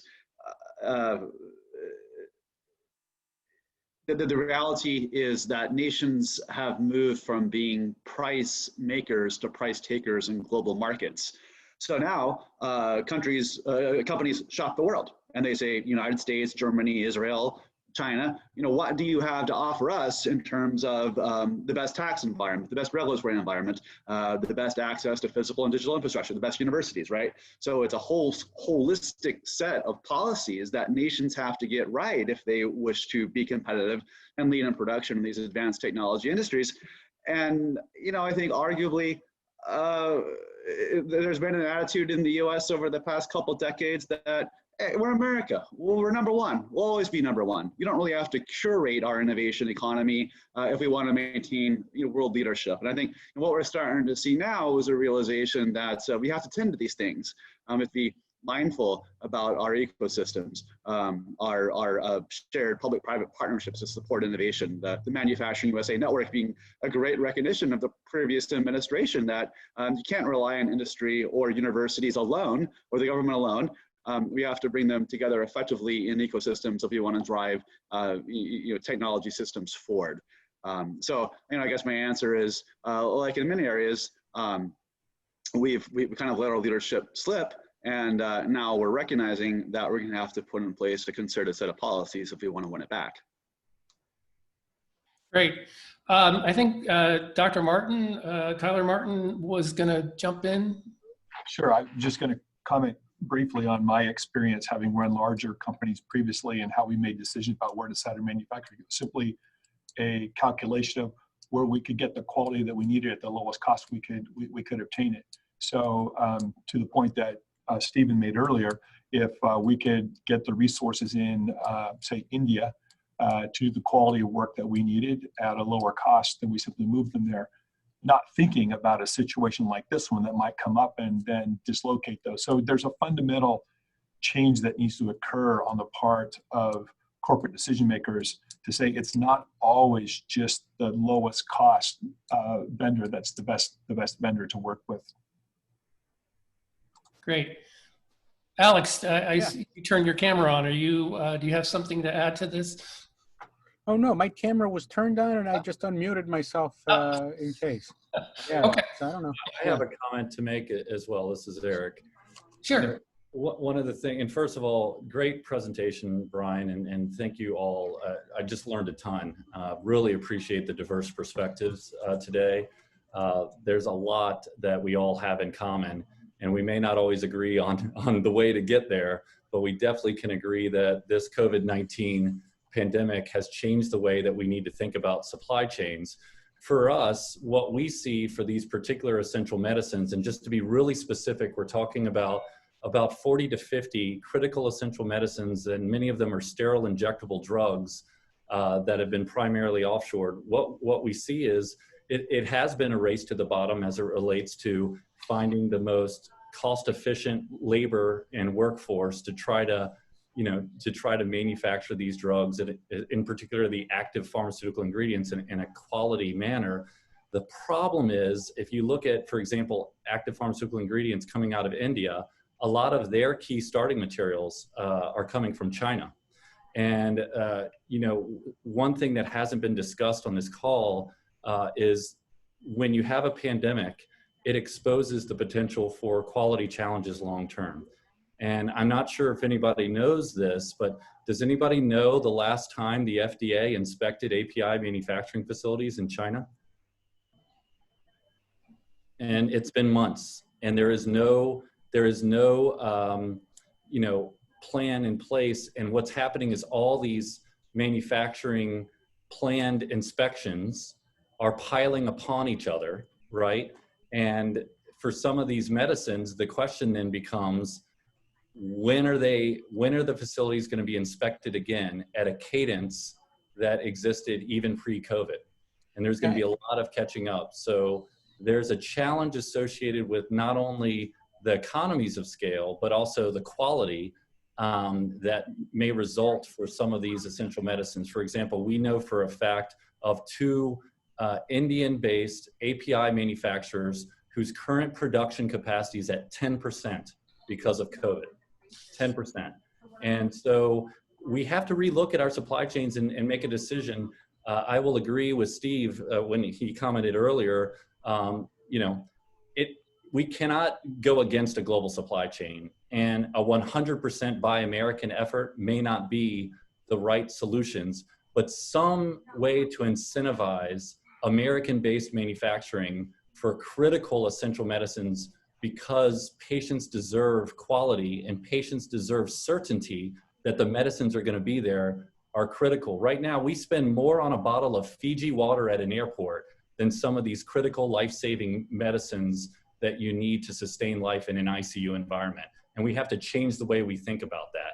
And we're having discussions with the VA, with the DoD, with others around, let's look at the FSS, Federal Supply Schedule pricing. What would it look like if we were able to manufacture some of these key starting materials and APIs? And what if the end result of the medicine was made in America, but maybe it's 20% more? Would that be acceptable to the VA? Not 200% more. So there needs to be, guardrails that are put in place, but it's been a race to the bottom for some of these medicines for quite some time. I see that Alex wanted to comment. Yeah, just a thought, and wanted to check, Eric, if it's fair to add that given the chill in relations between the US and China, the prospect of FDA inspections there is not a short-term one at best. And I know there's been years of resistance with the FDA and Indian authorities to inspect facilities there. And that was without some of the higher profile attention we've seen in recent months, COVID related in many ways. Yeah, I think, I don't speak for the FDA, but I think that when you see Stephen Hahn's op-ed in CNBC this past weekend, and you see this push towards, we need two things. We need domestic manufacturing, and it was great to see the commissioner standing up for that. And we need advanced manufacturing technology, which is what this is all about on this phone call today. I think it's encouraging to see the government heading in that direction. And I think what's important is we need to have an open dialogue around what does that mean? When all of us on the phone are saying we still need a global supply chain, what kind of domestic manufacturing and resiliency should we have so that we don't put us into a situation that really causes more harm than good? So I love that we're having this open discussion, and I think that there's an opportunity for all of us to kind of come together and say, here's what this needs to look like to benefit all Americans. But one thing's for sure, we shouldn't have to worry about whether or not when you call 911, you're going to have the medicines available to actually treat a life-threatening emergency. And unfortunately, today, that is the case in America. Well, great. Spoken with a lot of passion, a lot of great ideas. Again, I want to thank everyone. I don't know, is either Rich Bendis or Mark Romney, if you're still on, if you had like closing comments, you guys may have left, but not hearing from them. So we're going to close out since we're at 4 o'clock. It's been a lot of information. I think we can get out I saw a question about the PowerPoints. I'm hopeful we can get those out to you, those who have signed up. And we have recorded this as well. And at some point, we will be posting this at the AURP website. Don't forget our international conference if you want to get involved. We do these kinds of things, not necessarily on manufacturing, but other topics that are of interest to creating communities of innovation. And with that, I think I'm going to close it out. Thank you. Thanks to Vicki and Diana in Arizona, and look forward to continuing our conversation. Thank you, and good evening.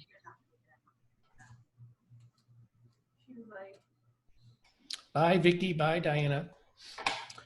Thank you.